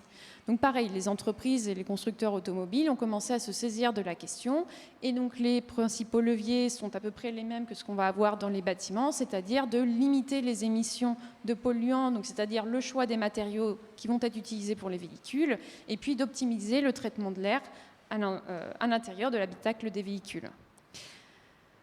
Très rapidement également, parce que Madame Lepage l'a rappelé, donc il y a aussi un souci avec les enceintes ferroviaires souterraines aujourd'hui. Donc là, pareil, au niveau des enceintes ferroviaires souterraines, il y a quand même beaucoup de travaux qui sont quand même faits actuellement pour déjà essayer de comprendre et de surveiller les polluants et la qualité de l'air à l'intérieur de ces enceintes ferroviaires souterraines. Également pour réduire les émissions qui sont principalement issues des systèmes de freinage. Et puis enfin, pour améliorer la ventilation et le traitement à l'intérieur de ces EFS. Et pour terminer, donc comme je vous le disais, on s'est aussi penché sur la sensibilisation et la diffusion des bonnes pratiques, puisque, comme d'ailleurs l'a montré Sabine dans les enquêtes qu'ils ont faites, il y a encore un manque de compréhension sur cette pollution et les endroits où on va être le plus exposé à cette pollution. Donc, il y a un énorme effort pédagogique à faire, et sur ce sujet, et comme ça a été très largement rappelé également, les entreprises ne pourront pas et ne devront pas être les seules à pouvoir agir sur ces sujets. On a besoin d'avoir des messages et un effort de pédagogie, de sensibilisation, et tous les acteurs doivent être impliqués, et ces messages doivent bien sûr être ciblés sur les populations, la bonne personne, les bons endroits également. On ne peut par exemple pas dire à une barre d'immeuble à côté d'un axe routier qu'il faut aérer tous les jours et toute la journée la fenêtre, ce qui ne va pas forcément être la meilleure solution. Donc il y a vraiment des messages adaptés à faire, et on a besoin pour ça de tous les acteurs, que ce soit de la sphère scientifique, économique, publique, privée. Et puis également, une fois qu'on a donné ces bonnes pratiques et sensibilisé à ces sujets, il y a aussi la question de comment les mettre en application. Et donc, c'est ce qui a été également débattu sur l'étiquetage en fait, des produits qu'on va utiliser et qu'on va apporter, que ce soit produits ménagers, les meubles, la peinture qui va être utilisée.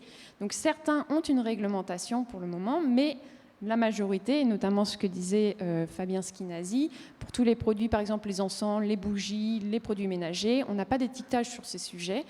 Et donc, à nouveau, une démarche collective sur la manière d'apporter des certifications, des informations transparentes, lisibles et fiables est à notre sens très important, mais les entreprises ne pourront pas le faire toutes seules et n'auront pas forcément d'ailleurs la légitimité de le faire toutes seules.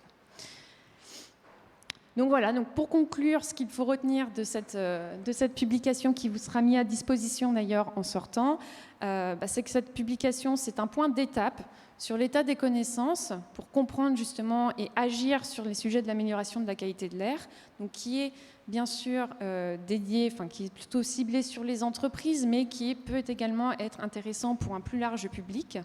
Elle permet de montrer des actions volontaires des entreprises sur ces sujets, de donner les raisons sur agir et comment agir plus loin sur ces sujets.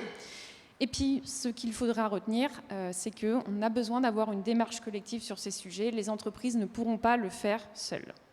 Je vous remercie. Et à présent, on va donner la parole à vos questions. À la salle, voilà. Merci beaucoup, Marie. Et on retrouve, en particulier dans l'étiquetage, cette notion de compromis entre combien d'étiquettes est-ce qu'on peut accepter d'avoir sur un produit, un meuble ou autre, et donc pour que ça soit à la fois lisible, utilisable, et donc là aussi, il y a besoin d'associer les consommateurs. Enfin voilà. Donc on est vraiment dans des questionnements un peu sociétaux sur cette prise en compte de la santé. Vous pouvez aussi poser des questions à Marie, bien qu'elle soit revenue. Et donc, d'ailleurs, on va passer les micros. Voilà, vous avez Jean-François qui va passer le micro. Merci de vous présenter. Oui, bien sûr. Bonjour, je suis Jean-Pascal Chirac, je suis délégué général du Club de l'amélioration de l'habitat, mais également membre fondateur de l'Association française de ventilation, qui est une association récente. Le docteur Skenazy la connaît puisque nous l'avons fait intervenir. Alors, deux remarques en fait le plus. Tout d'abord, saluer la démarche de démonstrateur de Veolia à Rincy, parce qu'on doit imaginer qu'une telle démonstration devrait rapidement donner lieu à être dupliquée, et notamment dans le cadre du plan de rénovation énergétique des 40 000 établissements scolaires qui a été présenté et annoncé par le gouvernement. Il y aura forcément un volet ventilation à développer. Ma deuxième remarque, ça concerne précisément la formation, puisque, et là je peux en parler un peu plus précisément, l'Association française de ventilation a été créée il y a 2 ans. Elle regroupe l'intégralité de toutes les filières professionnelles, du fabricant, entreprises des distributions, installateurs, exploitants, l'intégralité au travers de leur filière, tout simplement. Et la formation est un point tout à fait essentiel. Je voudrais citer deux exemples qui sont marquants et qui amènent à ce métier, notamment, vous avez cité de ventéliste. La création de l'Éco-Campus, qui est une toute nouvelle école de formation en région Île-de-France, qui chaque année reçoit plus de 1000 jeunes en formation du CAP et la licence pro sur des métiers techniques, avec un plateau ventilation dédié à cela, donc qui permet de former.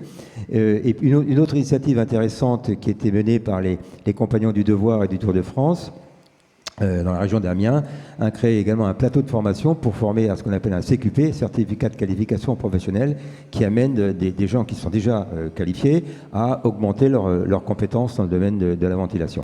Voilà, donc il y a des initiatives, ça va continuer à se développer de manière très forte, et puisque j'ai eu l'occasion de participer à cette réunion, je ne manquerai pas de faire des mises en relation avec l'Association française de ventilation et qui le souhaite, parce que je pense qu'il faut, au travers d'une meilleure connaissance des actions de chacun, des uns et des autres, pouvoir finalement échanger et travailler ensemble.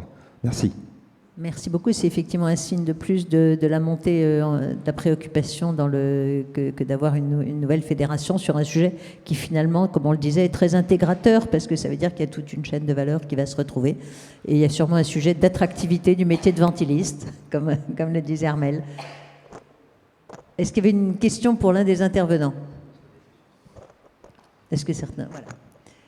Question suivante, oui. Jean-François, voilà, monsieur là.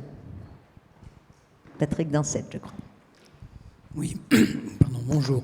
Oui, Patrick Dansette, cofondateur du Collège CICA depuis une douzaine d'années, et avec Fabien Skenazy, donc depuis déjà une bonne dizaine d'années, effectivement, on se préoccupe de santé, d'environnement intérieur, de qualité d'air.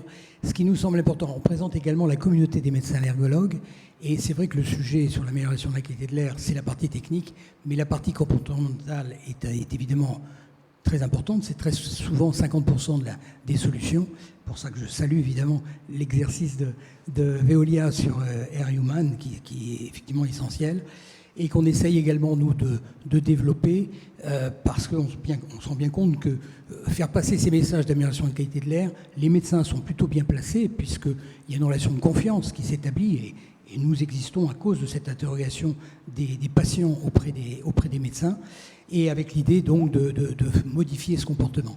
Ce qu'on essaye également au sein du collège, c'est effectivement développer l'intergénérationnalité, qui nous semble bigrement importante, de pouvoir associer des seniors dans des entreprises pour réfléchir avec des étudiants, 3e année, doctorants, postdoc, pour trouver des solutions pour améliorer la qualité de l'air intérieur. Donc, on est effectivement engagé dans ce domaine et prêt à suivre, évidemment, toutes les entreprises qui sont prêtes à collaborer dans le cadre de cette plateforme.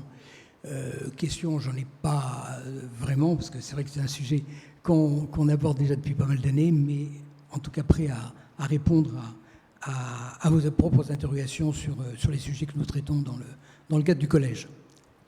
Non, je voulais rebondir parce qu'on en a peu parlé en fait ce matin. Ce sont les jeunes. On a parlé de différentes actions qui sont menées, mais la jeunesse aussi, c'est le futur. Et donc l'idée aussi dans ce collège, c'est d'associer des étudiants qui s'intéressent au sujet de la qualité de l'air. Et c'est pour ça qu'on a eu cette idée d'assembler finalement un senior dans une entreprise et un étudiant. Et les étudiants qui viennent au collège sont très avides en fait d'informations, et ce sont eux qui demain vont travailler dans les différentes entreprises. Et donc il nous semblait important aussi que le sujet de la qualité de l'air, et notamment le sujet de la qualité de l'air intérieur, soit également enseigné. Alors il est vrai que Patrick Dansette parlait des médecins. C'est vrai qu'on commence à peine dans les facultés de médecine à parler de santé-environnement. Je participe moi-même à un diplôme à l'université Paris-Sud auprès des étudiants en médecine pour introduire ces sujets de santé-environnement, car il ne faut pas croire aussi, les médecins ne sont pas toujours aussi informés. Pour parler des médecins allergologues, évidemment, par la force des choses, connaissent les sujets environnementaux, mais en général, les médecins connaissent moins bien ces sujets, et en particulier le sujet de la qualité de l'air intérieur. Et donc, l'idée de former des étudiants en médecine, également de faire participer des étudiants aux travaux des entreprises, c'était aussi une idée pour faire progresser ce sujet dans la jeunesse et notamment parmi les étudiants. Car on a besoin tous de faire passer des bonnes pratiques, et les bonnes pratiques s'apprennent dès le plus jeune âge, par les étudiants, mais aussi dès le plus jeune âge, introduire ces pratiques de bonne qualité d'air, les bons gestes que l'on doit avoir, car à titre d'anecdote, si je peux me permettre, j'ai comparé la maison de ma grand-mère, la maison de ma mère et la maison de mon épouse. Et j'ai vu d'énormes différences. La maison de ma grand-mère est très, très dépouillée, était très simple. Il y avait très peu de produits. La maison de ma mère a introduit énormément de choses. Beaucoup de plastique, beaucoup de matériaux qui entraînaient ces problèmes de pollution, notamment dans les environnements intérieurs. Et la maison de mon épouse, elle a suivi un petit peu a suivi ce qui se faisait. Et puis, il y a eu une prise de conscience de ces sujets-là. Et donc, on est revenu en arrière. Et maintenant, on se pose plein de questions quand on veut acheter de nouveaux produits, pour les produits ménagers ou les équipements. On se pose toutes ces questions. Donc, je pense qu'on devrait faire passer ce type de message aux jeunes générations, d'agir sur la qualité de l'air pour essayer d'avancer sur le sujet. Alors, je ne parle pas d'autres actions que je mène aussi avec Corinne Lepage sur les réseaux TRIS. Enfin bon, je fais beaucoup de choses en fait. Voilà. Et elle aussi. Voilà, est-ce qu'il y a... Oui, Jean-Pierre. Vous voulez réagir compléter sur le réseau. Ce à quoi Fabien fait allusion, c'est un réseau d'experts qu'on a mis en place, qui regroupe aujourd'hui une trentaine de compétences sur des sujets extrêmement divers. On a la chance d'avoir des médecins, on a des biologistes, chimistes, mais aussi spécialistes du bâtiment, mais aussi spécialistes de la finance durable, de la forêt, du carbone, des terres agricoles, enfin j'en sais rien moi. Il y a tellement de sujets, et ce qui est très intéressant, c'est la transversalité.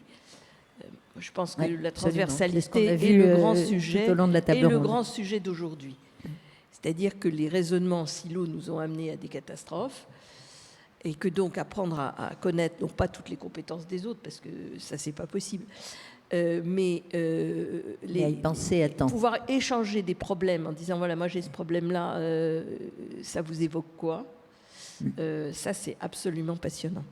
Voilà, merci Fabienne de m'avoir donné l'occasion d'en parler. Merci beaucoup. Jean-Pierre. Vas-y. C'est pas Jean-Pierre. Ah, pardon. Dominique Bidou. J'ai été président de l'association HQE pendant ces 10 premières années, donc tout ce qui a été dit sur la HQE me touche directement. Et la HQE, justement, c'est le plus important, c'est le management des opérations. C'est-à-dire que c'est la capacité, la méthode de travail qui va permettre de mettre en relation l'ensemble des acteurs. Avoir les gens qui s'occupent de l'exploitation dès la conception, et ensuite la fabrication, etc., bien sûr. Hein, je crois que c'est vraiment très important. La qualité de la HQE, le côté un peu innovant de la HQE à l'époque, maintenant c'est déjà ancien, c'est effectivement de rechercher la manière de faire travailler tout le monde ensemble. Alors maintenant, avec le BIM et les choses comme ça, c'est peut-être plus facile d'ailleurs, je ne sais pas. Bon. Mais tout le monde ensemble sur un thème donné, comme la qualité de l'air intérieur, mais aussi sur l'ensemble des thèmes. C'est-à-dire qu'on l'a dit tout à l'heure, c'est dès la conception du bâti qu'il faut imaginer les systèmes de free cooling, par exemple. Hein. Et donc ça, c'est dans la structure du bâtiment qu'on va le trouver. Hein. Et donc, c'est pas un caractère environnemental particulier, c'est vraiment dans le projet lui-même, dans son ensemble. Hein. Et parmi toutes les questions qui tournent autour de l'enveloppe, on trouve effectivement la qualité de l'air intérieur, mais on trouve aussi, bien sûr, l'énergie, on trouve aussi le bruit, toute l'acoustique, qui n'a pas été évoquée ici, mais il y a des relations étroites. Il ne faut pas que la circulation de l'air fasse circuler les décibels. Très bon point. Il y a l'accès à la lumière du jour, très important pour le confort, le moral des troupes, etc. Donc bref, c'est vraiment... Enfin, j'ajoute une couche de complexité, si vous voulez, mais on revient sur l'idée de compromis et de transversalité que Corinne Lepage vient d'évoquer. C'est vraiment ça, je pense, une des clés du succès. Merci beaucoup Armelle, peut-être sur ce type de compromis et la façon dont on l'atteint. Avec beaucoup de bon sens déjà pour commencer. Je dis une platitude extrême, mais en fait, on a tous des expertises. Et je pense que le véritable enjeu des prochaines années, ça va être d'apprendre à parler dans nos champs d'expertise et de comprendre les expertises des autres et les problématiques des autres. Dit comme ça, ça peut sembler être une platitude étonnante, mais c'est extrêmement difficile à faire. Quand on rajoute du financement structuré, un label ISR, la taxinomie, la CSRD qui va arriver, tout ça, ça fait qu'il faut qu'on apprenne ou qu'on réapprenne finalement à prendre ce temps de réflexion pour poser quelles sont les grandes stratégies de l'objet à bâtir. Je vais donner un exemple.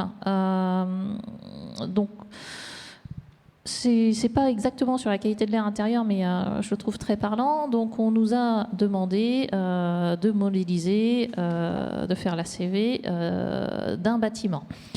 Et plus particulièrement, de regarder ses émissions de gaz à effet de serre.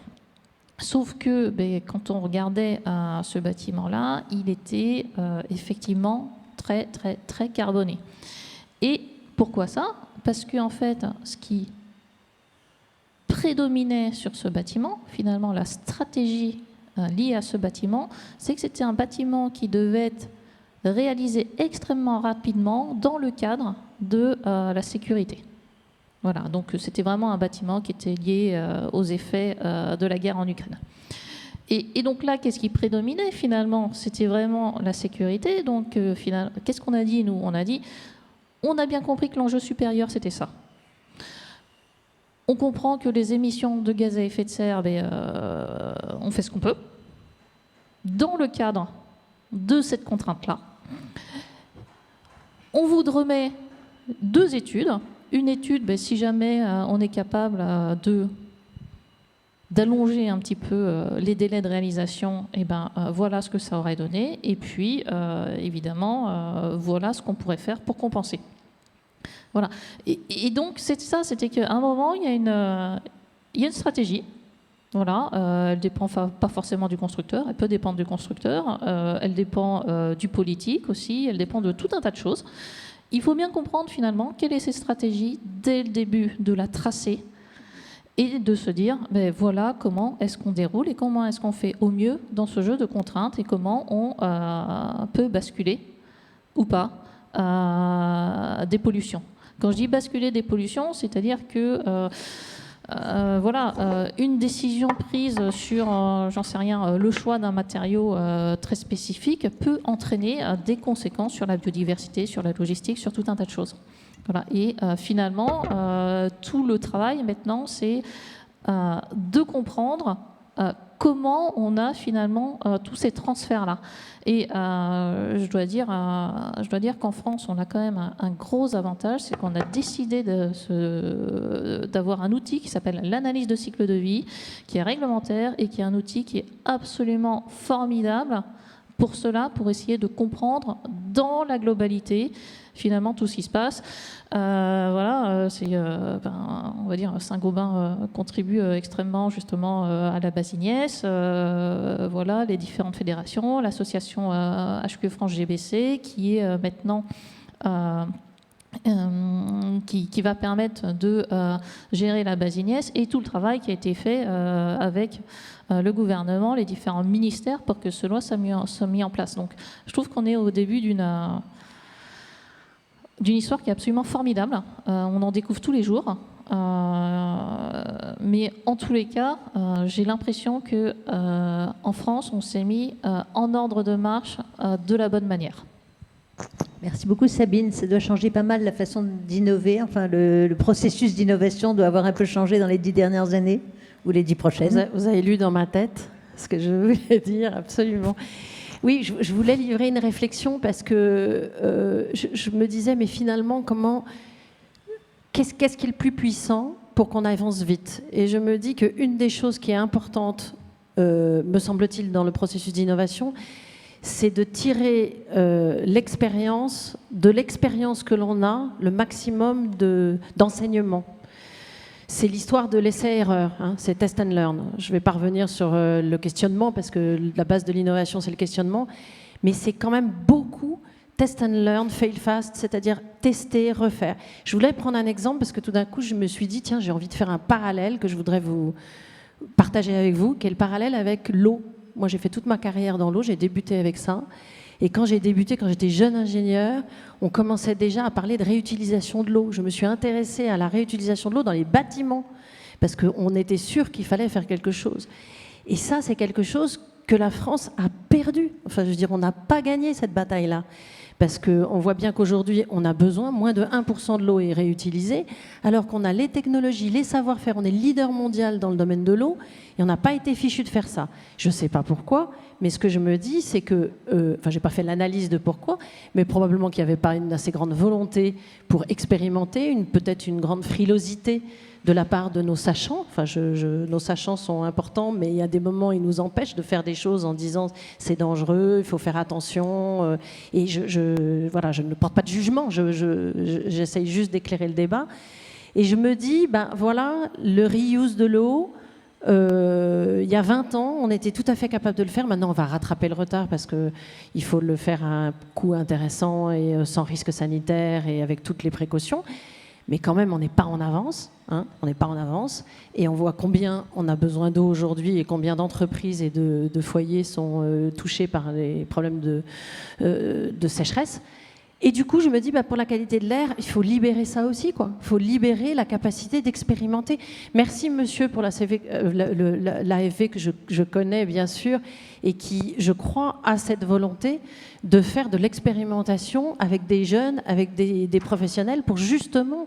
Nous, quand on a fait l'expérience des écoles, on a eu un problème avec un des fournisseurs parce qu'il fallait respecter une distance entre la prise d'air et le rejet, et que la réglementation interdit de le faire, et qu'on se dit, oui, mais il faut expérimenter des choses. Donc, il faut aller au-delà de la réglementation, pousser les lignes, accélérer les sujets de territoire d'expérimentation et de financement sur l'expérimentation pour pouvoir aller plus vite dans la mise, dans la montée en compétences et la prise de conscience du fait qu'on peut avoir des solutions à moindre coût et qui sont utilisables. Voilà, je voulais juste partager ça en matière d'innovation sur la nécessité d'expérimenter et de lâcher un peu la bride sur le cou des entreprises qui souhaitent expérimenter. Emmanuel, est-ce que Saint-Gobain expérimente assez à cet obstacle ou... Non, je voulais réagir sur le mot de compromis. Je ne suis pas sûr que l'objectif que l'on a, c'est de faire des compromis. Compromis, pour moi, c'est très négatif. Finalement, c'est quel est le moins mauvais des choix. Je pense beaucoup plus que rebondir sur l'innovation et l'innovation collective, l'approche par les systèmes, la compréhension de la science du bâtiment, pour paraphraser quelqu'un, je pense qu'on peut faire du en même temps. Je prends le verre. Pendant tout un temps, le compromis, c'était entre avoir une bonne luminosité, une bonne efficacité énergétique. Mais aujourd'hui, on a des verres qui sont à la fois toujours très transparents, extrêmement efficaces énergétiquement. Je suis sûr qu'on peut faire de la qualité de l'air et de la bonne rénovation, la qualité de l'air et de la bonne acoustique, la qualité de l'air, de la bonne acoustique et de la bonne rénovation. Et donc, je pense qu'il faut non pas se mettre dans un mode de pensée qui est un mode de pensée de compromis, mais dans un mode de pensée de résolution de l'ensemble des sujets collectivement. Et je vois une source d'innovation qui est absolument gigantesque. Vous arrivez à faire justement à élargir des groupes de... Oui, mais c'est déjà rien que le mode de fonctionnement de Saint-Gobain. Par le passé, Saint-Gobain, on était par matériaux. On avait des lignes de produits par matériaux. On a complètement changé notre organisation pour raisonner en termes de solutions pour le bâtiment, de solutions pour l'efficacité énergétique, de solutions pour l'acoustique, etc. Mais de manière, en raisonnant système. Et donc en repensant la manière dont on pense la physique du bâtiment et la manière dont on construit notre innovation. Déjà, rien qu'en interne à Saint-Gobain, ça a été une transformation assez radicale des 10 dernières années. Et donc, bien évidemment, ça va au-delà, parce que cette approche aussi par le système nous permet d'avoir un dialogue avec nos parties prenantes, avec nos clients, qui est d'une nature très très différente de l'approche très silotée par type de matériaux. Merci bien. Est-ce qu'il y a... Pardon, oui, devant, madame. Bonjour, merci. Lucie Chanis de la société Greenflex. Je suis directrice conseil au sein de Greenflex et je travaille beaucoup sur les questions de mesures d'impact et de santé-environnement. Ma question était, merci à tous déjà pour aussi vos interventions. Peut-être ma question était plus pour Madame Fauquez. Vous avez mentionné les 3 prestations de services, notamment que Veolia propose à ses clients. Et je m'interrogeais, je me demandais si ces prestations de services autour de d'abord l'évaluation et puis après le traitement de l'amélioration de la qualité de l'air, soit par des actions techniques ou de comportement, si vous avez connaissance de la prise en compte de ces données par vos clients pour les relier à des questions de performance peut-être de leur entreprise, que ce soit au niveau financier, économique ou au niveau RH avec une diminution de l'absentéisme, ou d'autres, pour valoriser en plus ces questions-là. Oui, c'est une bonne remarque parce que ça pose la question de l'impact de nos solutions. Vous avez raison. Il ne faut jamais perdre de vue la notion d'impact et qu'est-ce qu'on cherche à faire en priorité. Pour être très honnête, on a beaucoup de littérature sur ce sujet-là, beaucoup de littérature sur la productivité, sur l'absentéisme, sur les gains en optimisation d'énergie, sur la bonne gestion du patrimoine, c'est-à-dire la gestion patrimoniale. Donc il y a beaucoup de papiers. On n'a pas de données, nous, vraiment, qui permettent de conforter ces résultats-là, parce qu'on n'a pas suffisamment peut-être cherché à avoir des données ou qu'elles sont difficiles, par exemple, à obtenir. Par exemple, sur les écoles, on s'était posé, les écoles du Raincy dont je vous parlais, on s'était posé la question de faire la mesure de la santé, de l'impact sur la santé des enfants. Mais c'est très compliqué à faire ça. Je veux dire, on a vite... Alors, on a eu un moment une réflexion avec un organisme qui était venu nous voir en disant on voudrait faire l'évaluation. Je ne sais pas où ça en est. On était en cours, on avait dit mais oui, bien sûr. Alors, nous, on a un territoire d'expérimentation qui sont les écoles du Raincy. Vous avez la méthode pour évaluer l'impact sur la santé des enfants. Vous pouvez aller voir les données qui sont confidentielles quand même. Enfin, je veux dire, nous, on ne peut pas avoir ces données-là. C'est pas possible. Donc, en fait, il y a une mise en perspective de tous les acteurs qu'il faut faire. Je pense que c'est une bonne façon aussi de démontrer parce qu'on est convaincu. Il y a de la littérature. Maintenant, c'est vrai que quand on est face à un client, il nous dit moi, je voudrais mesurer. Et on essaye de le mettre en place. Merci. Est-ce qu'il y a une autre question? Non, pas trop. Les jeunes, il y a Madame de Grenflex, les jeunes à l'arrière. Eh bien, écoutez, oui.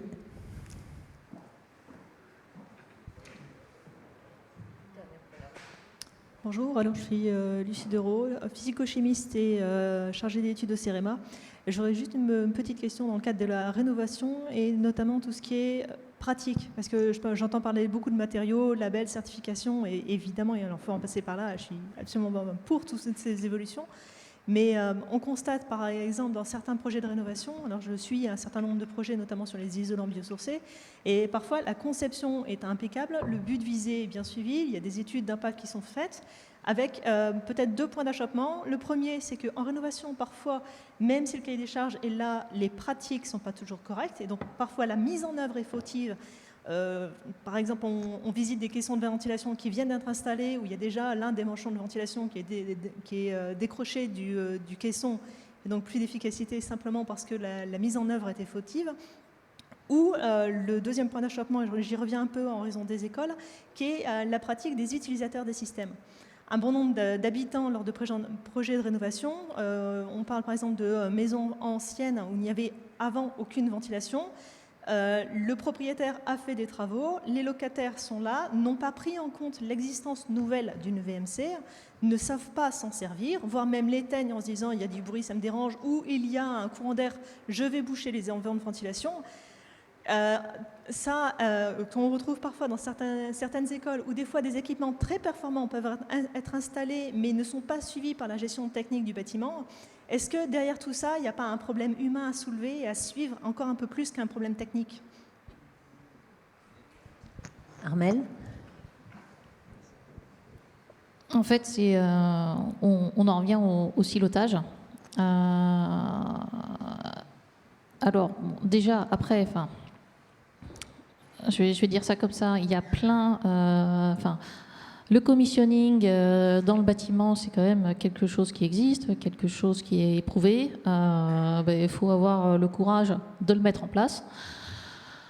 À titre personnel, en tous les cas, je considère que ça coûte moins cher de faire un commissioning que de réparer des bêtises. Mais ça, une fois que j'ai dit ça, je sais bien que c'est pas la même bourse, c'est pas la même financement. Un commissioning, c'est une méthodologie précis, voilà. Qui va faire en sorte que le bâtiment soit livré et fonctionne comme il est censé fonctionner. C'est-à-dire que dès la conception, on va dire comment on va regarder chaque élément individuellement, puis chaque élément dans son système, et puis le fonctionnement global du bâtiment. Donc, si je prends l'exemple, j'en sais rien, d'une gaine de ventilation d'un parc de stationnement, on va déjà regarder...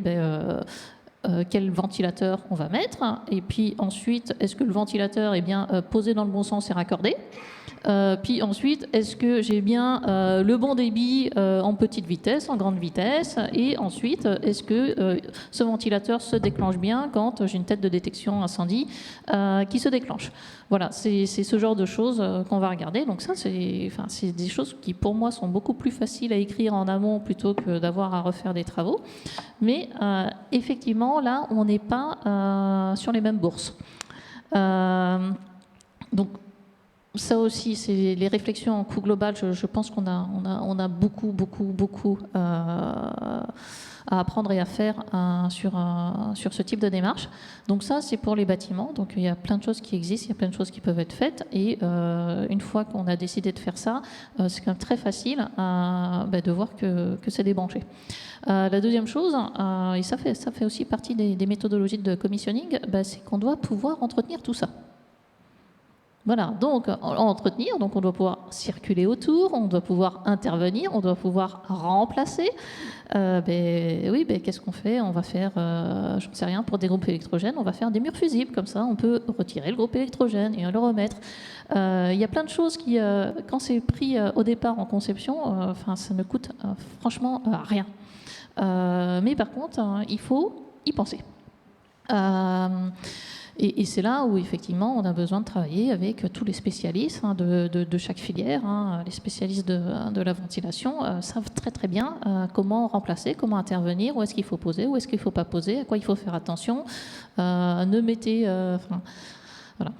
Ensuite, il y a le carnet d'utilisation du bâtiment. Et là, en fait, c'est là que ça devient problématique. Donc, on en remet un. Donc, déjà, il faut qu'il soit compris. Et puis surtout, la personne à qui on le remet, c'est pas la personne qui va exploiter et qui va vivre dedans. Et là, il y a un trou.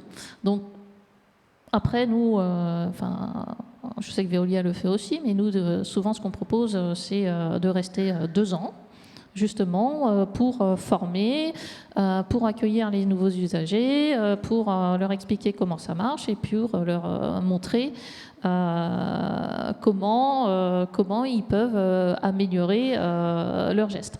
Parce que vivre dans un bâtiment, ça s'apprend. Je dis quelque chose, encore une fois, d'une platitude extrême, mais on n'est pas né en sachant vivre dans un bâtiment. Le carnet de vie du bâtiment est toujours pas vraiment en place. On n'est pas né en sachant utiliser un interrupteur et une VMC. C'est idiot à dire, mais on l'oublie. Je retourne, on est chacun dans nos expertises et on oublie ça, quoi. Et effectivement, quand nous, on a des bâtiments qu'on monitore comme ça, mais je pense que tu vas rebondir aussi dessus, mais une fois qu'on explique, ça se passe super bien, et le bâtiment, que ce soit d'un point de vue énergétique, qualité de l'air, qualité de vie, etc., marche très très très très bien. Mais c'est sûr que c'est encore une fois quelque chose qu'il faut anticiper et payer au départ. Corinne Lepage. Non, je ne peux que souscrire à ce que disait Armelle, parce que je trouve que c'est quand même extrêmement important, et ça fait partie des choses qui ont posé la question de la coopération, voilà, entre les équipes. Et c'est vrai que plus on est en amont quand on est exploitant, pour savoir quelles sont les installations et quelle sera la meilleure façon de les gérer une fois qu'elles seront installées, pour qu'elles donnent à plein dans leur performance, mieux c'est. Mais je ne vais pas redire ce qu'a dit Armelle, je souscris. Non, un mot sur l'utilisateur final, finalement. On fait tout pour lui, mais il faut qu'il comprenne ce qu'on a voulu faire pour lui. Et combien d'exemples nous avons vus dans nos enquêtes où finalement il y a une méconnaissance totale du fonctionnement, par exemple, d'un système de ventilation. Combien de fois on a vu des dossiers sur des ventiloconvecteurs qui empêchent l'air de passer. Et pourtant, les personnes n'ont aucune connaissance du fonctionnement de la ventilation. Et donc ce mode d'emploi, et pour l'utilisateur final, me semble fondamental, parce que finalement on aura tout perdu si on fait d'excellents bâtiments et d'excellents systèmes, si l'utilisateur final ne comprend pas comment ça fonctionne et comment il va l'utiliser. C'est pour lui qu'on l'a fait. Et donc je suis d'accord avec vous, un carnet d'utilisation du bâtiment est vraiment nécessaire, mais je pense qu'il y a une nécessité d'accompagner et de former la population au bâtiment et au mode d'emploi. Et combien de fois aussi on voit des personnes mettre des cartons sur des bouches de soufflage parce que ça les gêne, et ils n'ont pas compris qu'ils allaient complètement désorganiser le système de ventilation. Je pourrais donner plein d'exemples de méconnaissance ou de mésusage du bâtiment. Donc effectivement, le travail ne sera fini que lorsque l'utilisateur aura compris comment ça fonctionne, comment on utilise, et que, je ne parle pas des VMC double flux dans les maisons, enfin, il y a plein d'exemples qui montrent que si on n'accompagne pas l'occupant, peut-être on a fait beaucoup de choses. Voilà. Et donc la sensibilisation des occupants, des personnes qui sont là, leur montrer que ce que ça peut leur apporter et que c'est un bénéfice pour eux en termes sanitaires, c'est quelque chose qui me paraît aussi important et ce que j'ai pu constater dans toutes mes enquêtes. On va prendre une dernière question de Patrick Dansette, ou remarque. Oui, pour rebondir sur ce que dit Fabien Schinazi, de fait, il y a des chiffres à citer. C'est vrai que les médecins, eux-mêmes, en termes d'observance thérapeutique, c'est pour ça que c'est sans présomption de leur part en termes de conseils, mais leurs conseils sont effectivement audibles parce que viennent d'une profession où ils sont experts, légitimes et responsables. Mais de fait, l'observance thérapeutique est de 45%. Donc le comportement humain, effectivement, la partie la plus difficile à travailler. Et c'est vrai que très souvent, dans l'amélioration de la qualité de l'air, c'est 50 voire 60% du comportement qui permettra d'eux. Donc la partie technique est évidemment très importante. Et Fabien a tout à fait raison. C'est vrai qu'il faut l'accompagner pour que l'usager se rende compte de l'importance de la chose, mais qu'il devienne responsable, chacun d'entre nous, et permettre de faire évoluer les choses. Un dernier chiffre également à citer, peut-être pour conclure, c'est 1, 2 et 12. On vit quotidiennement par 1 kg d'alimentation par jour, 2 kg d'eau, 2 litres d'eau, 12 kg d'air. Il faut se rappeler juste cela. Merci beaucoup. On va dire que ce sera le mot de la fin. Je vous remercie beaucoup tous les 4, et d'ailleurs tous les 5 avec Corinne Lepage, de ces échanges, d'être venus. Et puis n'oubliez pas, il reste du buffet. Et du café, et n'hésitez pas à poursuivre le dialogue, soit avec les intervenants, soit entre vous, et de prendre la publication à la sortie. Merci beaucoup à tous.